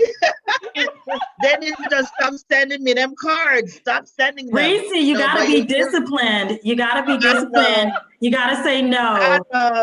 I know. I gotta be disciplined. Yeah. I know. It is. You really do. And as I said, educating people before would help. Would help. So yeah. I'm getting there slowly but surely. So you're gonna get there. You will get there, and you're gonna be proud of yourself. Who can help? But I learned a lot of stuff. During this time that I've been, getting it fixed, I've learned a lot of stuff that I took, like I didn't know. Like even the address, I had no clue that had a part of your score. Like making sure that you're at the correct address. I had no clue that had an impact on your score. So I do appreciate I appreciate all the, this information today, and I hope it really helped a lot of people out there that's going through the same thing. Don't take those cards. Well, anyway, guys, it's been great. I got to sign off to another meeting, but there was a lot of takeaways even for me, and I try to help people. So I learned from this too. Thank you very much. Cool. Thanks, Yoli. Yeah. Bye. Have a good one. So with that, and Dashaunda and David, thank you guys for being here with us and chatting with us. I mean, it's almost like we don't want to let you guys go because this is such a big topic. For real, it's like we're yearning for more. Right? And we've gotten so many comments. One of my audience was asking though, in terms of, I know you guys talked about Credit Karma. and they wanted this was their comment to say they wanted to sign up for Credit Karma. However, they're not really sure if they should trust Credit Karma. Like, where do you get the information from? Because most of us are used to Experian, Equifax, TransUnion, this and that. So they're like, where do they get their information? I don't know if I want to sign up with them to get that information. What do you say to, like that listener who had that concern? Well, what I've noticed, again, the scores are a little off, but what I have noticed is that the detail information is correct. So if you're looking for, you want to make sure that your payments have posted correctly, you don't have any late payments, that information I've noticed is correct. So, Credit Karma is a start, right? So if you want to start somewhere, because it only reports, I believe, Equifax and TransUnion and not Experian, but it's a start. So if you're wanting to just, if you don't know what's being reported on your credit report, start there. Also, then order the free credit report, but start there. Right. Awesome. And if you're going to do that, do not take those offers or special offers on credit cards that they give you. Yeah. Stay away from that. Yeah. Oh, okay. Are you talking to me, David? To David? make money as well. I'm Are sure. you talking to me, David? David's talking to you. Hint, Reese. I wonder if you're supposed to. Yeah. I'm glad he brought that up. Yeah, and for the listeners out there, do not be whatsoever embarrassed about having bad credit, no credit, anything like that. It's a complicated game, but once you get to learn it, it becomes fun. Believe it or not, most of my clients at the end of it, because we do a 1 year after termination. So once we get your credit to where it needs to be, we still stay with you for another year to make sure you. To see if you messed it up again after the 1 year. Yes. You make sure you don't mess it up. But they become way more responsible with everything they pay for. Yes. You know what I like doing this now, because I'm really serious about it. Before I was like, but this time I love to see when it says, oh, you've been increased by. The other day I saw that I was increased by 20. I was like, what? Oh, wow. What? Congrats. Yeah, and I'm like, what? And I'm like, keep checking it. I'm like, oh, no. This, I love it. It's like the stock market. Right? Yeah. It's a way, exactly. And I know nothing about the stock market. So that my thing is that I just love to go in and see, okay, this is what I need to do. This is what, So yeah, after a while, you don't want it to, when you get it to the point where you want to get it to, you want to maintain it. You know what I'm saying? You want to maintain that because then you have a different life. You see that things come easier now. You don't want to mess that up. Right. So as I said, yeah. And David, I know that also on your website, you talk about some of the companies that you work with that actually use people's credit or actually look at people's credit. So can you tell the listeners right now, what are some of the companies that you work with? What are the companies that use their credit so that they know when they go to certain places, they're going to be looking at their credit? Besides, well, number one is especially employment, any insurance company, pretty much anywhere you go and you put your personal information.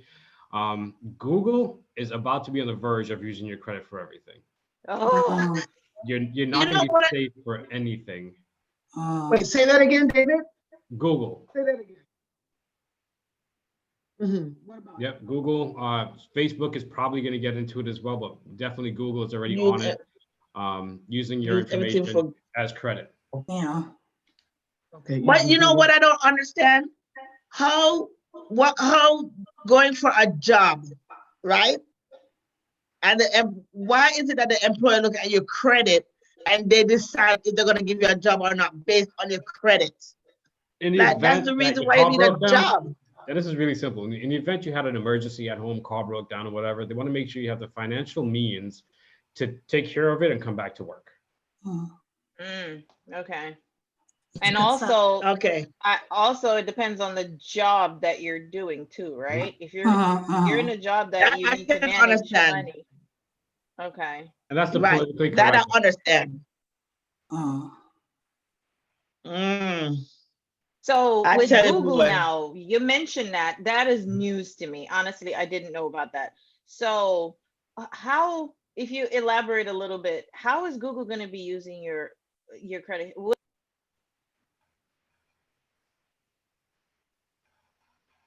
Did you mute, Carol? She did. Oh, Um, you back? Carol. okay, I can hear. Yeah, you I'm can sorry, answer. what? Yeah. Okay. So how can Google use it? So the whole intent of it is based on how FICO is going now. Remember I mentioned the 2-year look back? Google looks more at Right. lifestyle, and that's what they're pushing towards other things. So they're going to have Google banking, other stuff already started outside of the US, where you don't have to go to the main banks, Citibank, Chase, stuff like that, to get funding and stuff like that. So they're acquiring their own credit now. Oh, wow. There's a lot virtually that's Okay. happening, believe it or not, but your actual credit has a lot to do with it too. There you go. That credit. Who the hell came up with credit? Who came up with the idea of credit? The guy who loaned another guy money and never got it back. That There I you go. know. See? The guy who wanted his money back. Right. Man. But All yeah, right. looking at I am anything, like, if there's any yeah. small business owners out there, and this is pretty tough this year too. So I'm sure a lot of people heard about SBA loans and stuff like that, PPE loans that small companies got. I Right. know a good handful of business owners who make 300, 400, 500,000 a year that couldn't get an SBA loan because what they needed was a 570 credit score. And that's Wow. But you know what? I thought with the SBA, with the COVID, that they were relaxing those terms for business owners that were coming in to ask for a loan, because normally it's credit based, right? So they brought the credit I was down to under the 570, which is almost nothing, and a lot of people don't qualify. 570, that's nothing to certain people. Right. True. You understand? Yeah, those rates, I think they're going up all over the place. I remember when I bought my house, I think you only needed like a 550, and now it's where they require a 620 for a good loan. And really, 620 probably won't really get you a good loan, but it'll get you a decent loan. But yeah, even the scores are increasing, because I was just thinking the other day, I'm like, man, you only have to have a 550, and times have changed. So that just shows you how important having good credit is. So what is considered a good score? What is considered a good score? I was just going to talk about that, because for our listeners who are wondering right now, what score is bad and what score is, excuse me, good? Don't say bad. Let's use what they use. Let's use poor. What score is poor? Poor, excellent, and good. Fair. They said bad. Yes. They said bad. Yeah. I say 760. It's just like saying. I say 760. Most of my clients who come on, they don't know where they want to end up, and I always tell them that's what we're going to shoot for. We're going to get you to 760 before I'm done with you. Oh. Yeah, because that will get you your best interest rates, honestly. So that's where you want to go. And if you get 800, 820, that's, it's really the same, but you definitely want to shoot to have that excellent score so that you can get the lower interest rates for homes and cars, or whatever it is that you're trying to, accomplish. So. What's the highest score you can get? What's the highest? With Equifax, Experian, TransUnion at 850. 850. Okay. Right. Based on the chart that I found, Miss Reese, based on the chart that I found, it says bad, and these are not my words. Listen, I'm just trying to print it up like cheap people don't like here. Oh, they're cheap. They love to use frugal. Okay. Trying to make it pretty. Oh, wait. So you're taking a stab at me now. So listen, bad is no, I'm telling them, don't say bad. Say 580. What's the lowest score that you guys have ever worked with? What's the lowest score? 300 or 200? No, the lowest score that The lowest score that I've worked with was 415. And I mean, I know there's lower, but that's the lowest score that I've worked with, 415. Yeah. And a lot of people don't want to fix their credit because they are embarrassed. Because they're embarrassed. But that's what David just talked about. And he says there is no reason to be embarrassed if you have a low score. So David, somebody walks into your office with a 300 or a 400 or something score. What do you do for them, and how long does it take to get them to a decent area? Oh my gosh, I'll be so excited, because for someone like that, giving it, just even giving themselves a chance is just monumental by itself. But how long would it take? Everyone is different depending on what's on your actual credit report. No two people are the same. On average, 3 to 4 months will get you a couple hundred points. Okay. I mean, to bring it from 3 to 7, that's an accomplishment on your side. Yeah. We're not going to get you to 7 in 2 to 3 months. 300. Can't hear you, Kim. Yeah. Can't hear you, Kim. Can you for talk business into the owners and mic? stuff like that, we do have a trade line vendor that we use that can boost you in a month. We can get you a couple hundred points. It's expensive, but a trade line. Yeah, trade lines. Just like anything else, credit is business too. Believe it or not, it's not like. But when somebody is at when somebody is at 570, is that really considered to be bad? Depending what's on your credit. That's poor. Yeah. Depends. I look at credit. So I'm not sure how Dashaunda does it, but I look at what your credit looks like, what your income looks like, and what your debt looks like. And if they don't line up, then your credit will just stay where it is for a while. It's gonna be shot. Yeah. Oh, okay. That's why a lot of people get second jobs or third jobs to try to clean up to help to clean up the credit, because you can't do it. Sometimes you can't do it with one job. Right. You're barely making it. Especially if you're in credit card debt. If you have so much credit card debt and they're active cards, so they're not in collections, and you're just paying the bare minimum, I mean, you're not going to get anywhere, to be honest. That's why I always tell my clients, listen, it's important. If you have a credit card, fine. Try to keep it. If you're not going to pay it off on a monthly basis, just try to keep it under 30%. Because if not, if you're in debt and you're trying to come for credit repair, you're just basically throwing your money away, to be honest. So yeah, it's very important to look at those things.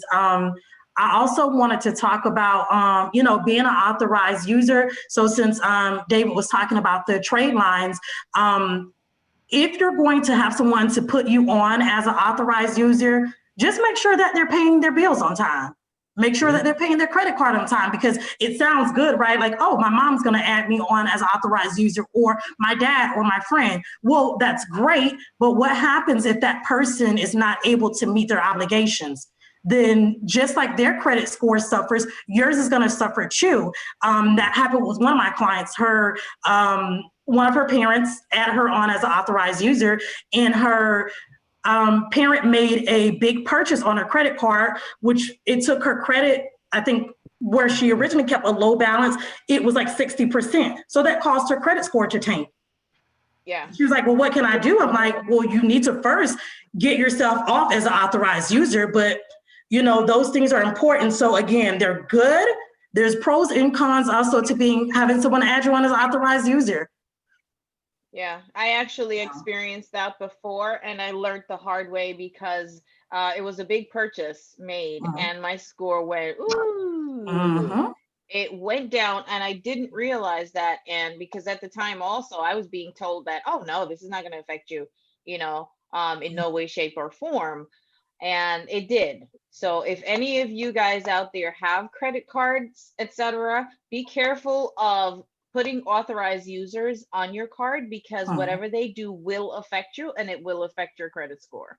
Don't even give them the card. Don't let anybody That's what I was going to say, David. I have added a couple people on, family members for authorized users. I don't give them the credit card. I'm like, no, you can piggyback off the credit, is fine. But what I'm going to do is, as an authorized user, do they need to have the card to have access, or can they not have access?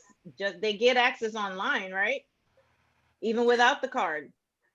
No, so I don't know. You don't, because that's still your personal information. They're not going to have their own separate account. They're going to give you the same card. So it's going to be the same card number. It's going to be the same expiration date, the same 3 digits on the back. The thing is, you just want to make sure that you activate the credit card, and then they get to piggyback off of your credit. But no, you're not giving them, and they don't have access to your account. Okay, Right. you just give them a card. Mm-hmm. They send you a card, but you don't give them the card. You don't want them to get reckless with your credit.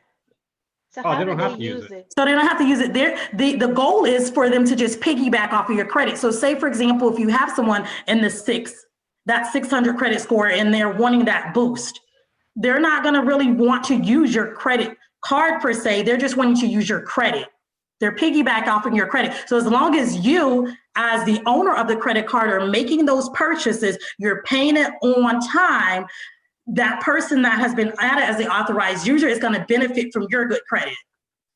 Oh, even though they're not using any oh. Right. Okay. Yeah. So yeah, so that's the goal, just to get someone that you know that is going to be responsible, because if they're not responsible, yeah, it's not going to be good. All right.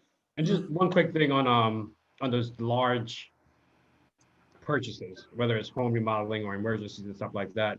I always tend to, if I had to put it on a card, I'll put it immediately, but within 7 days, get a personal loan from a bank, like a credit union, pay it off, and have an installment loan versus a revolving credit card debt. That's a good way to think about it. Never thought about that, David. Good.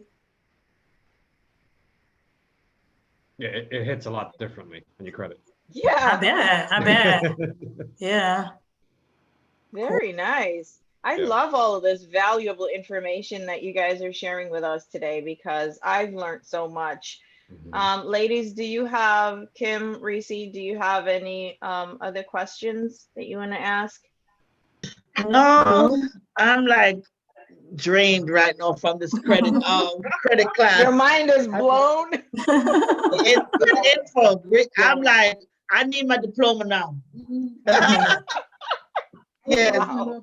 Information on both Yes. of them and everything like that. Oh, you got to use the mic. I Yes. can't hear you. I'm sorry. Can you talk? We'll be gladly to need the information for both, from David and Yolanda, and so that way we can have their information. They gave some good information. Definitely. I did learn a lot. Thank you guys. Thank you so very much. You guys are more than welcome. I just want to, as a takeaway, just to let everyone know, also do not co-sign for people a car, just to be on the safe side. Yeah, don't do it.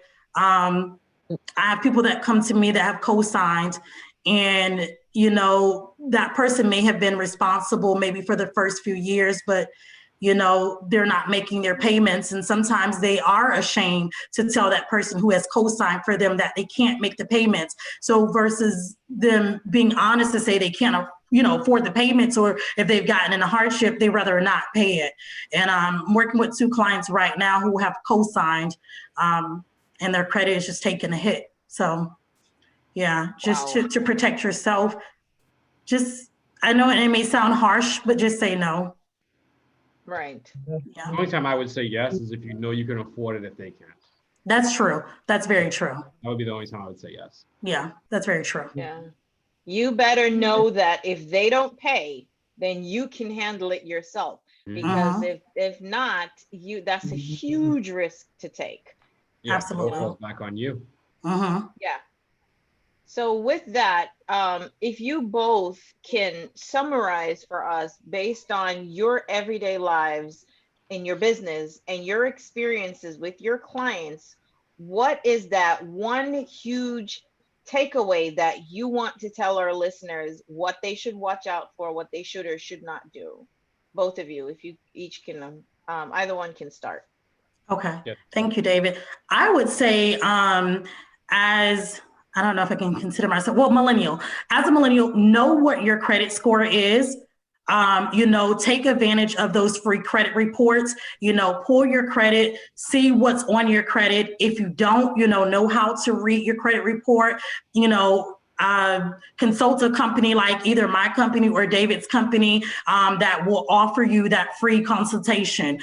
So I would say that first with a lot of people that are in my age range, know what's on your credit, know exactly, your interest rates. I think those are very, very important because millennials, we are just like, go, go, go. Someone offers us a car, we're going to take it. Someone offers us a credit card, we're just going to take it because we feel like, oh, it's a credit card, we're going to take it. No, understand the terms that you're signing up for.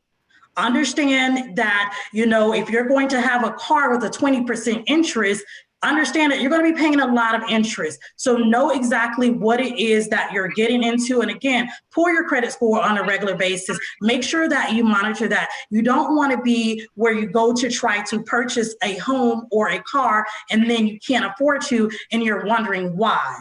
So I would say just, make sure that you are in the know. That's what I would leave with millennials. Very good. And if you could remind us, Dashaunda, the name of your company, your info, we will post the link later on, but if you could just tell our listeners right now. Sure. Second Chance Credit Repair. I am on Instagram. I think I just changed my name. I am on Instagram. I am on Facebook. I am on Google. Let me see what my Instagram name is because I have so many. Sorry, guys, 1 second. I think I had it on the ad, unless this on the promo that we did. Yes, that's for it. the show.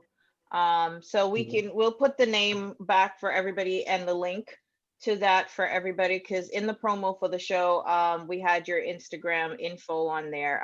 Did not have your Facebook info though, but okay, I can submit my my Facebook info, but my Instagram page is Second Chance Credit Repair.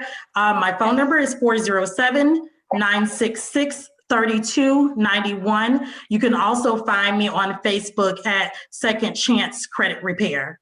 And I think it may be Second Chance Credit Repair Debt Solutions, but you can find me on there as well. So even if you just have questions, if maybe your score is good and maybe you want to know how to boost your credit score, I'm here to assist you. Absolutely. And David, if you could, same thing, because I know you have various clients that come in on a daily basis. So just kind of want to understand what advice you want to give them and how do you want to direct them? Well, I'll tell everyone, just go for it. First, just get started. Stop putting it off. Right? It's not going to get better on its own by any means whatsoever. Right? Just talk to someone, whether it's me or anyone else.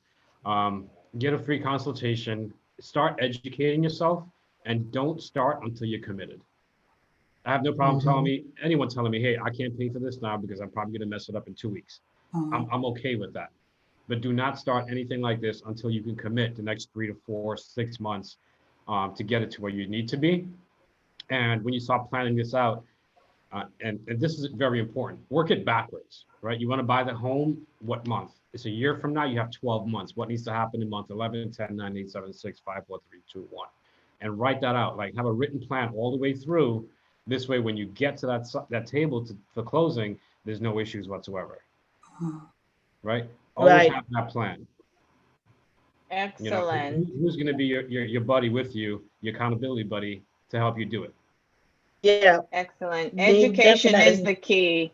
And your name of your company, David, your info as well for our peoples? Yeah, so we're Credit Guys. So it's CredGuys, CredGuys.com. You can chat on there. You can just send information on there. You can sign up on there, get pricing, anything you pretty much need. Or you can call us directly at 866, I think it's 598-5870. You can call in there. You can speak to any one of us. I speak directly to every single one that comes into our company. Then we have processors that help out as well. But I want to make sure everyone gets the best service. Everyone gets the same exact best service. Right. Absolutely. Do you have a physical office? No. Okay. No. Okay. With a pandemic, Right. what do you do in physical office? Exactly. I'm trying to walk into no physical office. No, but I do travel a lot. I just came back from Austin, Texas. I do groups of we do the social distancing and everything else of just credit education. So, there's a charity organization out there I work with, and they just wanted me to come in and just talk about it. What can we do, especially now during the holidays, to not get our credit even more worse than it is currently, because everyone's trying to buy extra stuff they don't need and presents and everything else. Don't do it. Absolutely. For real. You know what a good idea would be for teenagers? They need to have credit classes for teenagers that's going into college. Like they really need to have that, that would benefit them too. Yes, we do programs like that too, but we bring the parents in as well because they play a big role. Yeah. Yeah. Yeah. Absolutely. I agree. It definitely should be taught in high school. It's important. Yeah. Yes. Interesting. So for everyone out there, you've just had a master class today in credit repair, everything. And we were so happy to bring this to you today. And hopefully we've answered most of your questions. Now, if we haven't addressed your questions and you still have more questions, you just heard David's information from the credguys.com. You just heard Dashaunda's information. And again, let me tell you, we're going to post the links again. It'll be on our YouTube page, on our Instagram page. It'll be on our Facebook page. It's on all of our social media platforms. We will let you know where to find David and his company, as well as Dashaunda and her company. All right. So not to worry. Phone call is free. If you want to start there, call them, okay? Their phone numbers are going to be posted for you. The phone call costs you nothing. Take advantage of it. All right? Zero. Yes. And with that, we want to say thank you. A huge thank you to both of you for coming today and chatting with us. Thank you very much. You're welcome, guys. Thank you for the invitation. We appreciate it. Yes. I hope you'll come back another time when we do business credit. You guys do business credit? Absolutely. I have not gotten into it. No, not yet. Okay. Okay. David? Yes, we do business credit and funding. Oh, okay. So when we have another topic, then we'll definitely. Oh, yes. We hope you'll indulge us and come back. I know, right? When we reach out and say, hi, can you come back, please? I hope you'll come back, because we bring these educational topics we try to bring every week to our listeners, regardless of what the topic is. But we make sure that we educate, we keep it fun at the same time, but we educate. And that's the feedback that we get from all of our audience. They tune in every week because they know they're learning something. So we hope, and we really wanted to chat with you guys, and we wanted people who know what they're talking about. And basically, you all gave us a masterclass for real today. For real. So thank you. Awesome. Thank you, guys. Well, thank you, guys. Have a great day. Bye. You too. Bye. I'm drained. I'm done for the day. I'm not doing anything else. Credit has gotten to me. I'm done. Yes. You just had, like I said, a master class. That was amazing. And now all of a sudden, I cannot see you ladies. I don't know why. You have disappeared from my view. I'm here. I can't see you. I don't know why I can't see. Can you see me? Yeah. See all that hair? That's all we see that from. I hear you. Yes, girl. You know I love my. You can see me. Thank you. Her. I can't. You love your hair. Myself. I love my hair. Thank you. I can't. I don't. I tell you, man. Zoom been. I was able to see everybody just now. We were on. I saw everyone, and now all of a sudden that our guests they logged off. I can't see you guys. I'm only seeing myself. Really? What? All right, hold on. You see me now? Oh, I see you now. Thank you. Reese did something. Oh, you were on she did Spotlight. Something. I was you was on Spotlight. What is that? I don't know how this girl. I don't know. I tell you today. I did see that. There was a message that came up on the screen about spotlighting, and I had no idea what that was, so I just kept it moving. Okay. All right, Fro. What? You don't like my fro? You better love the I fro, do girl. love Better it. get with the fro. Better get with the fro. Listen, you take it off the. You doing the rest of the show because I'm tired. I'm pooped. Yeah, you're done. I'm done. I'm Well, pooped. well, Miss Kim, make sure you go sit and go do our poop. We're gonna. She's sitting there Kim talking ain't about doing. pooping Listen, on the in radio. 5. TMI, Miss Reese. TMI. Okay. No, I said I'm pooped. You can go do your pooping somewhere else. Oh, Lord. That one went right over your head. Right. That one went right over your head. That surely is a blonde. I'm crazy, but I would not talk my business like that. Okay. She said Listen, I didn't say it. You said it. Tired. But tired. I'm pooped. I I'm know. You know I've exhausted. got to make fun of her. You know I can't let her get away with that. I know. I'm just teasing her. I gotta tease Oh her. gosh. Well, Yes. the healthy wellness show Kim, today, do I'm we- sorry, it's no healthy wellness today. I'm so sorry, dear, All because we only right. have 30 minutes for the show. So we'll pick back up next week. I know our listeners who are expecting to hear something from the health and wellness today and everything. She just don't want to No do it, advice? people. She like she don't want to do it. Basically, No I can just advice? really basically tell everybody now that the weather is really, really cold. Please Yeah, give keep us some hydrated tips. because the skin is so Where cold? Okay, we have 30 minutes. It make me talk. And Where is it cold? Down in Florida? It's cold in Florida, you They say? look at 65 It's degrees. cold in I was Florida. telling Exactly. Can you believe it? it's It's 65 cold. degrees. It's cool. And people who have the little stiff face out there, please.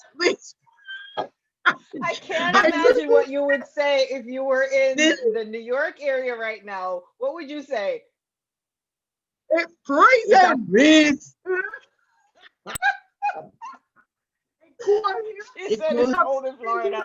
It's I was 65 degrees. telling Carol, the minute we see the little leave them, I swear, the boots them come out. The boot. I was down the other day and I on TV. The dog pick up the iguana, the frozen iguana. They Yes. had it on the Wow. news. So that's how cold it is here. So that's why I'm telling people to look at yours if it's out there. Please make sure you put some hydration on that skin, okay? So you can keep nice and moist because this is the time, really, seriously, guys, this is the time that you do really need to have some hydration. So you need to have something, maybe some hyaluronic acid. Vitamin C is really great at this particular time. This is things that can really help you at this time. I'm really being honest about that because a lot of people don't have no idea what to put on their skin at this time. And their skin is Yeah. really, really dry. I'm seeing them coming in the treatment room. Some of the newer people, my regular clients, that's a different story because they kind of know, but sometimes we have to tweak that skincare, Yeah. you know, now, because what you've been using in the fall, excuse me, in the summer is totally different from now in the fall. So you can't use an oil-free because in the summertime you were oily. And then Okay. think about it. Now you're in the fall time or the winter time. I say fall for us and winter for you guys. So either or, it doesn't matter because it changes, the weather changes. You can't use the oil-free moisturizer or oil-free cleanser during the time that you were using in the straight summertime and use it in the fall because it's not going to work the same. And the first thing you're going to say is, it's not working. It's not working like it used to. I hear this all the time. Well, it's not, honey, because now you need to get a hydrating cleanser, something to hydrate your face when you're cleansing, a hydrating moisturizing, more and more of the hyaluronic acid, you know, because that right there helps with hydration, you know, and make sure your sunscreen even have some hydration to it. All those things are very important right now. Things change. It's tweaking the skincare. So we'll just call it tweaking the skincare for the fall and winter. We'll say that today, what we call it, because really and truly, that's what it's all about. I see some major changes to my skin. In the fall time, my skin is absolutely amazing. I love it to death. Oh, man. I absolutely love it in the fall time. You know, so the thing about it is when the time comes, I have to change it. I have to use more hydrating ingredients into my treatment for my skin. I can feel the difference of it. I can feel it being a little bit more stiffer. So a lot more of the hyaluronic acid, a lot more of the vitamin C, and just making sure that my moisturizer has some hydrating properties in there. So you definitely want to make sure that you're a great hydrator. Even my I changed it to hydrating oil-free matte in the summertime. So you want to do the same thing because that's going to make a big difference in your skin. Okay. So are there any particular, because that's something that I'm interested in as well, in terms of not knowing what's the proper thing to use for my skin.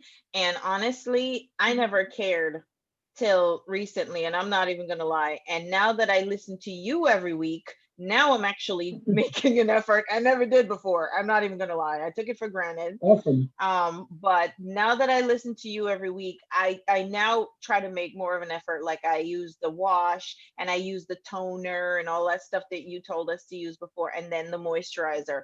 So if I'm just going to walk into a store, because I can't really get to you to have you do all the stuff on my face for me, what advice do you give to people like me? Can I just go into the store and pick up any moisturizer? Like, what will my moisturizer say? What should it say on it? Well, on your moisturizer, you want to basically.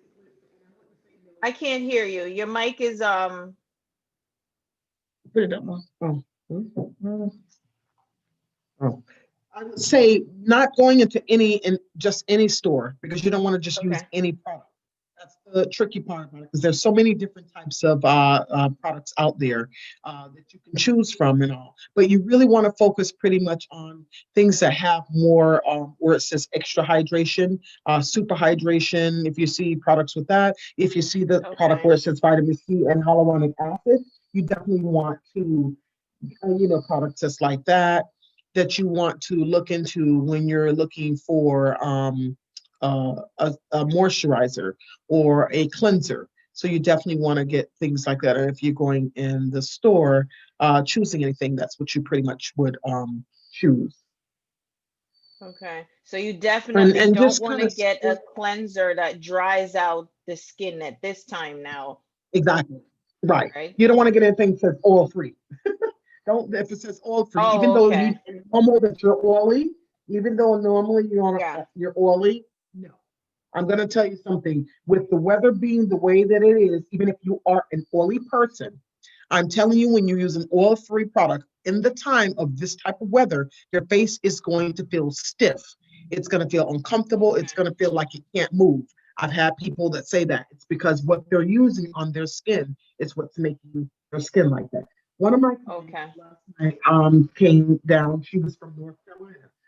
Her skin was very dry. She visited me because she comes in town. Whenever she comes in town, she visits me. But she lives in New York and she lives in South Carolina. And both of those places are very very dry. Oh, excuse me, very dry and all. So when she came here and everything, I can see that her face was very dry because obviously she's not using the right stuff. So I gave her a bright treatment, a brightening and a hydrating treatment, a collagen treatment yesterday. So therefore, that she can you hear me? Yeah, you were going in and out. You were going in and out. I think you need to be right on the mic. I'm on the mic, so I don't know. No, I'm not. Are you need to dip on the mic? No, but me on the mic for eat it. No, move it over to you. Oh my goodness. Oh my God. Okay.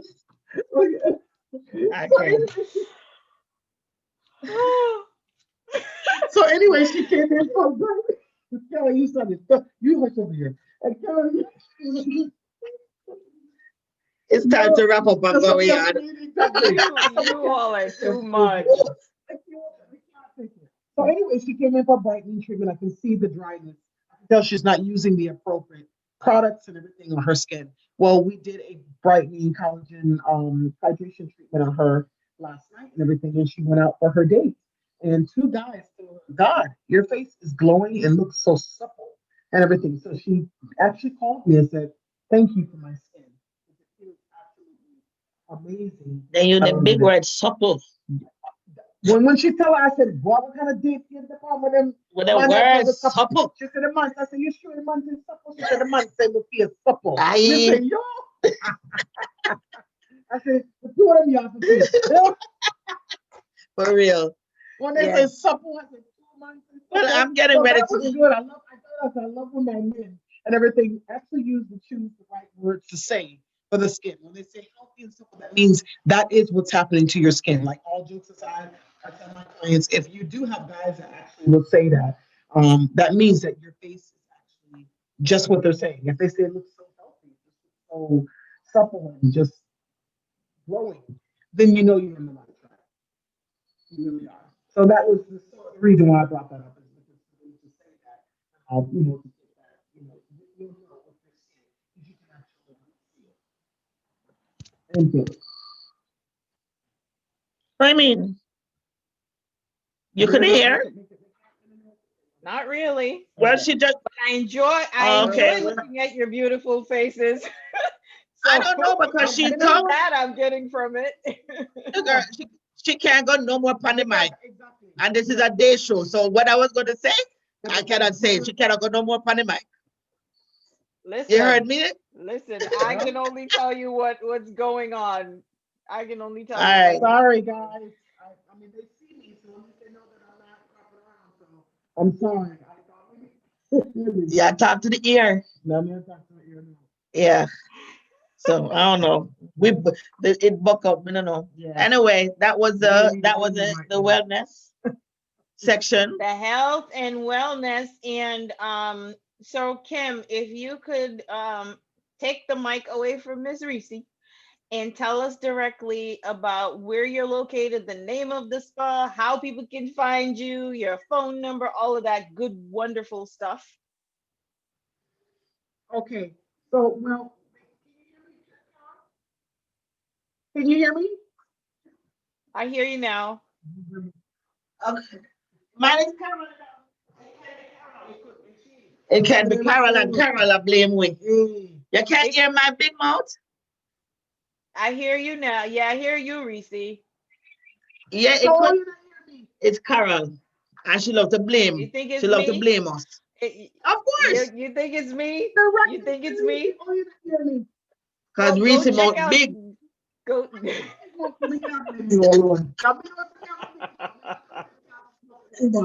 Men know that already, so me not put in that thing by yourself. You know me, I'm gonna say, are you? Well, me sorry if the people never hear me. Just tell everybody to please make sure that they hydrate their skin. Use the correct products. Make sure you can use, the hyaluronic acid, the vitamin C that will actually help you with your skin to actually hydrate your skin. Know all 3 products at this particular time, even if your skin is oily. Really stay away from those products. So just repeatedly, as I'm saying, just make sure that just keep your skin nice and hydrated. Don't go to any store, Walmart. Be mindful of what you're using. I would say I'm not really a fan of any of those products within the industry out there, unless you're going to professional. But if you're not able to get to professional, go someplace like or Sephora. I would say more there than going to Walmart, CVS, or Walgreens. So again, I would say places like Sephora or Ulta, you'll actually get an esthetician in there that can actually just help you. They have somebody on staff. Usually they have an esthetician on staff that can kind of guide you and help you to use some of the products in there. They're a little bit better than using Walgreens and CVS and stuff like that. So I would say that if you're not able to go to a real professional esthetician. Right. Gotcha. Nice. So for everybody who's listening, we're talking about hydrating your skin. It's now winter time, so it's cold. Your skin is dried out. Even if you have oily skin, you don't want to use anything that dries out your skin. And you can find Kimberly's Glam Spa in Coral Springs. Right now, this is the season now we're in treatments to help with that hydrating. Right now, exfoliation to the skin. This is the best time right now if you want amazing skin and help you with different flaws, with acne, hyperpigmentation, uneven skin tone, firmness to the skin, tightening to the skin. Those things, fine lines and wrinkles. Those chemical peels are amazing treatment, but that's something that you do have to go to a professional, have a quick consultation with them and see if that treatment is best for your skin. I'm doing them like crazy in the salon. My clients, it's repeats, and then a lot of new clients are coming aboard too and everything. So those are great treatments and stuff for the fall. So absolutely. one too as well. Excellent. So everybody, you just got those amazing tips that you need. I know I use them and I've been using them. So I appreciate them every week. And I know you do too. And All not to right. So just boast, not to boast, I'm gonna get my facial done when the show is done. That's and you are boasting. See, now you're boasting because I can't get it done. See, now you're showing off. That's why I'm boasting. I'm gonna go get mine done, girl. Oh. Enjoy it for me and you. I'm gonna be jealous. When you come to Florida, you'll experience That's it. it. I definitely want to experience it because every time Miss Kimberly comes on, I'm always telling her every week, your skin glows. And for people Yes. who are not seeing her right now, her skin literally glows. And she is the That is skin how she gets her expert. clients. That is how she Yeah, gets her clients, just so you know. she has amazing skin. And everything. And I get more clients. If COVID isn't here, oh, hiding my face behind that little stupid mask. Oh, that's all right. That's all right. We'll be out of the mask very soon. But that's a I sure testament, hope so. everybody, to her business and to her skills. All right. So you definitely want to check out Kimberly's Glam Spa. She's in Florida, but you can reach her. Look it up on the internet and give her a call. All right. That's it. Phone number is 754-281-2763. You got it. Go So ahead, we're almost at the end of our show. And right now, we're just going to talk about a little bit. We're not going to belabor the point today. So in our voiceover segment today, as you all know, I am Carol Tanya, and I am the founder of Lights Action Voiceover. And every week I chat with you all and we chat about everything voiceover. I give you tips, I give you information on what really is voiceover because a lot of people ask the question like, what is voiceover? I really don't know what that is. And I just like to remind you all that everything, every business that you have, every aspect of your life, we can use voiceover just to highlight. If you have a brand image, voiceover will help to highlight your brand imaging and develop that and shine a light on that for you. It's just adding voice to whatever your video is or to do a product demo, be it if your products are the health spa and boutique, uh, or Yes. if hint, hint, hint, or if your product is the amazing work bar space, beautiful with all this, its amazing amenities like the free Wi-Fi service, the free space, Listen, the timing, the everything that you can get when you walk into the work bar, you know, all of that, whatever your product and your business is, you add voiceover, which tells people about your business. You know, people are so busy today. We're zipping around, man, all day long. We're on the internet. We're on this or that. We've got busy lives. We're not always paying attention or stopping to read something. You know, it's almost like reading has become extinct these days. So, but yeah. we listen and we hear things because we're driving in our cars or we're running around or we're on, you know, on our cell phones, etc. And we hear. So while we're scrolling through and you hear something, it grabs your attention. That's really what voiceover is. You put a voice over the pictures, over your video to make it a little bit more exciting and to grab somebody's attention. And as usual, I like to say, even something as simple as a voicemail, a professional sounding voicemail, or radio, commercials, documentaries, audiobooks. And one of the things that I want to chat about, I played this for you all before, but I'm going to play it again because it's been getting amazing reviews. And I am I so don't have it proud. up. I'm so I proud. don't have it up. You don't have it up? Why don't you have it up? No. So I'm going to talk about it I'm while tired. you get it up, Miss Reese. I'm going to talk about No, it where while you get it is up. it? It's yes, yes, it is. It's I'm in the asking you, was it lesson in the there. email? No, Okay. In what? All right. I am not on WhatsApp here. Yes. All right. So it's there. So while I chat and I introduce it to the audience, No, can you read? can. Carol, slow down. Can you please resend it to the email? You know, it's already there if you want to scroll through because it was there from last week. Oh, it's And in the you'll see email it. already? Okay. Yeah. Hold on. You must really be tired today, Reese. I am. Because normally I would, no, that's not email, huh? You in the email? No, the WhatsApp. Not, email is not WhatsApp. Oh. Mm-mm. I'm looking for it. Go on, talk. Okay.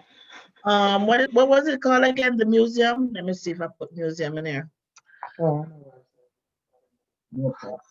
Yeah. Let me see if I do it here. All right, let me see. So can I talk while you look that up, or does everybody have to sit quietly while you look this up? No, I told you, I found it. I was telling Okay. you to talk, but I found it. Hold on. Okay. So I I'm did, gonna but yeah, keep listen, going. go ahead. I'm gonna keep going. You let us know when you're ready. So what this is, I'm ready. What this is voicemail. What this is voiceover for an amazing virtual Black art museum that with over 100 years of history. For you, it just to highlight the Black history and highlight some of the events that took place. And especially now in the pandemic, a lot of people can't actually go to the museum. And this piece of work is so amazing that from whether it's your cell phone or your tablet or on the laptop, whatever medium that you're using, you can actually access this. You don't need the VR goggles to actually go to the museum. And it allows you to go in and you can click around and the pictures open up and you go to the museum. So I did a voiceover promo for the actual museum piece. And I'd like to play this for you with my voiceover. All right, you ready, Miss Reese? Hold on. Yeah, hold on. I'm really tired today, you can tell. Huh? No, I would have, thing. Hold on. Let me share my screen. And here we go. Where is it? I just had it here. Do you see? I need a second pair of eyes. Do you see it? I just had I it up. just see me on the screen. Oh, okay, There there it you go. is. Is your volume on?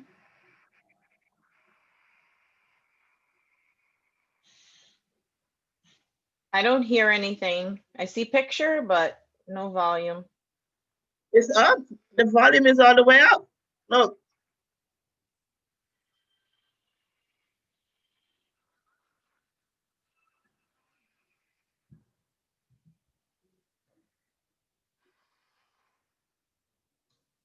So while the video is nice, there is no sound. So I'm just You're not hearing the sound? There is no sound, Reese. So basically, it's right there. It's all the way up. Yeah, I don't know what's happening, but it's all the way not up. working today. Yes, over here. It's on our side. It say it's all the way up. It's all very loud here. Yeah, I see it on the screen that it's on. I'm not hearing it. Maybe you're right. Maybe it's me not hearing. Maybe it's me.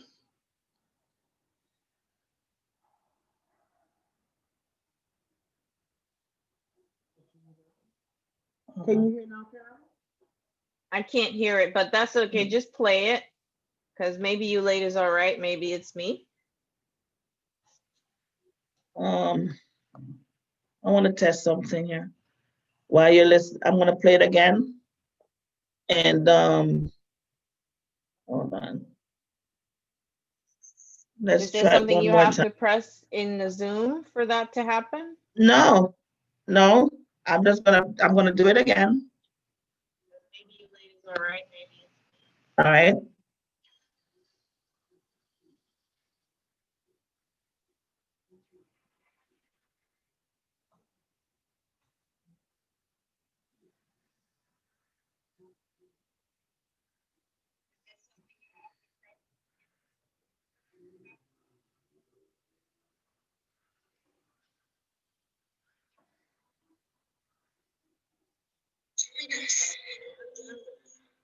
It's Harry.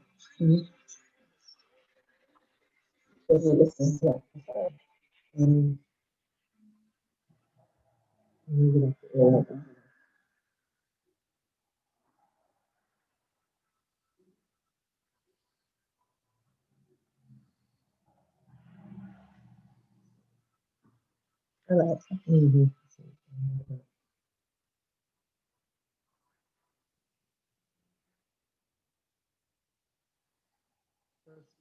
Very well with the. Okay, Carol. Okay. Yes, ma'am.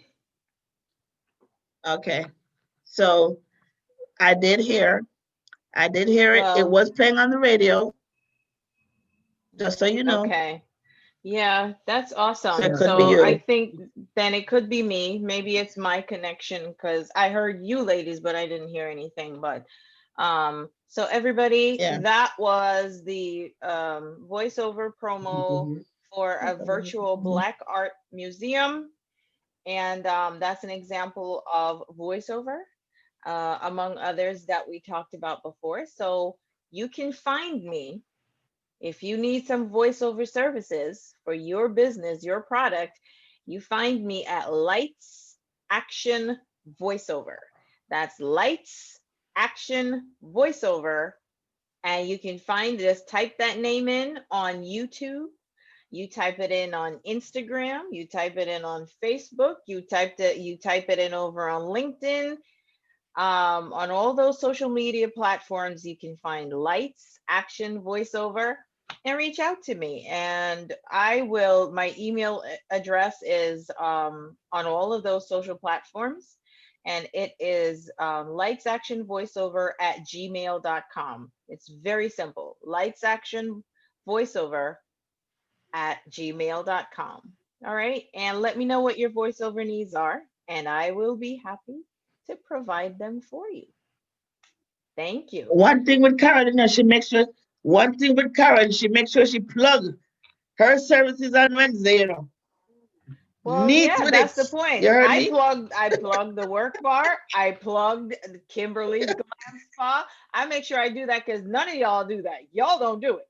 I make sure that I do it. Lie. You lie. Did you talk Lies you about the work tell. bar? Did you talk Lies. about the work bar? Lies Did you you talk tell. about the work bar? Oh, you're saying, oh, I don't talk about my own business. That's what you're saying? Yes. But I did. Yeah, that's your responsibility. I'm not joking. I'm not joking.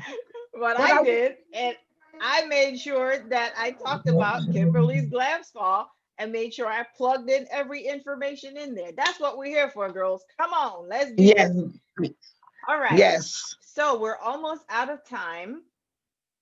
Yes. And we actually, just to mention, we have Valencia coming on next at 6 o'clock. So if you guys want to hear more talk show, we have our next host. They're coming on at 6 o'clock. So we got to wrap it up real All quick. We right. got what, 3 minutes? Let's wrap it up. As usual, if you want to sponsor our amazing shows, we've told you before, Reese, you can remind people that we are looking for sponsors as always. We need sponsorship around here. That's how we have to make money. That's how we have to keep on notice the providing. rule that Carol give me. You notice Yes. the rule that Carol give me to beg. Yes, I do. You Yes, want come me to on. beg Let's Isha? go. All right. So for you people, for our listeners out there, yes, we're a crazy bunch. Yes. And we love coming every Wednesday. And I hope you're loving our show. We try to mix it up. So if you guys want to donate or to sponsor our show, give us a call. Give us a call at 954-809-4931. or you can drop us an email at Let's Connect. That's with a K, 20@gmail.com, and let us know that you want to sponsor the show. We'll mention you throughout the 3 hours. You can, if you have a business and you want a commercial, hit us up too. Let's Connect 20@gmail.com, and we will hook you up. All right. You know it takes money to run a station and all of that, and we're young, we're growing. So we're begging you. We are begging you. So yeah, just put it out there. Yeah. So if you like what you hear, or you just want to donate, go on our website. We're actually going to put a PayPal button there with Let's Connect, so you can just donate what you can to us if if you feel like you love our show and stuff like that. So we would really appreciate that, because we love coming on Wednesdays and discussing our topics. Excellent. Yes, we do. We love you guys. We are Let's Connect. As usual, we are here every Wednesday from 3 o'clock to 6 p.m. Eastern Standard Time. So please, please, please join us. We love you. We want to hear from you. We are Let's Connect, the show where you find more compassion, more empathy, and less judgment. Bye, guys. See you next Wednesday. See you next week. Bye. Thank you. Look at this.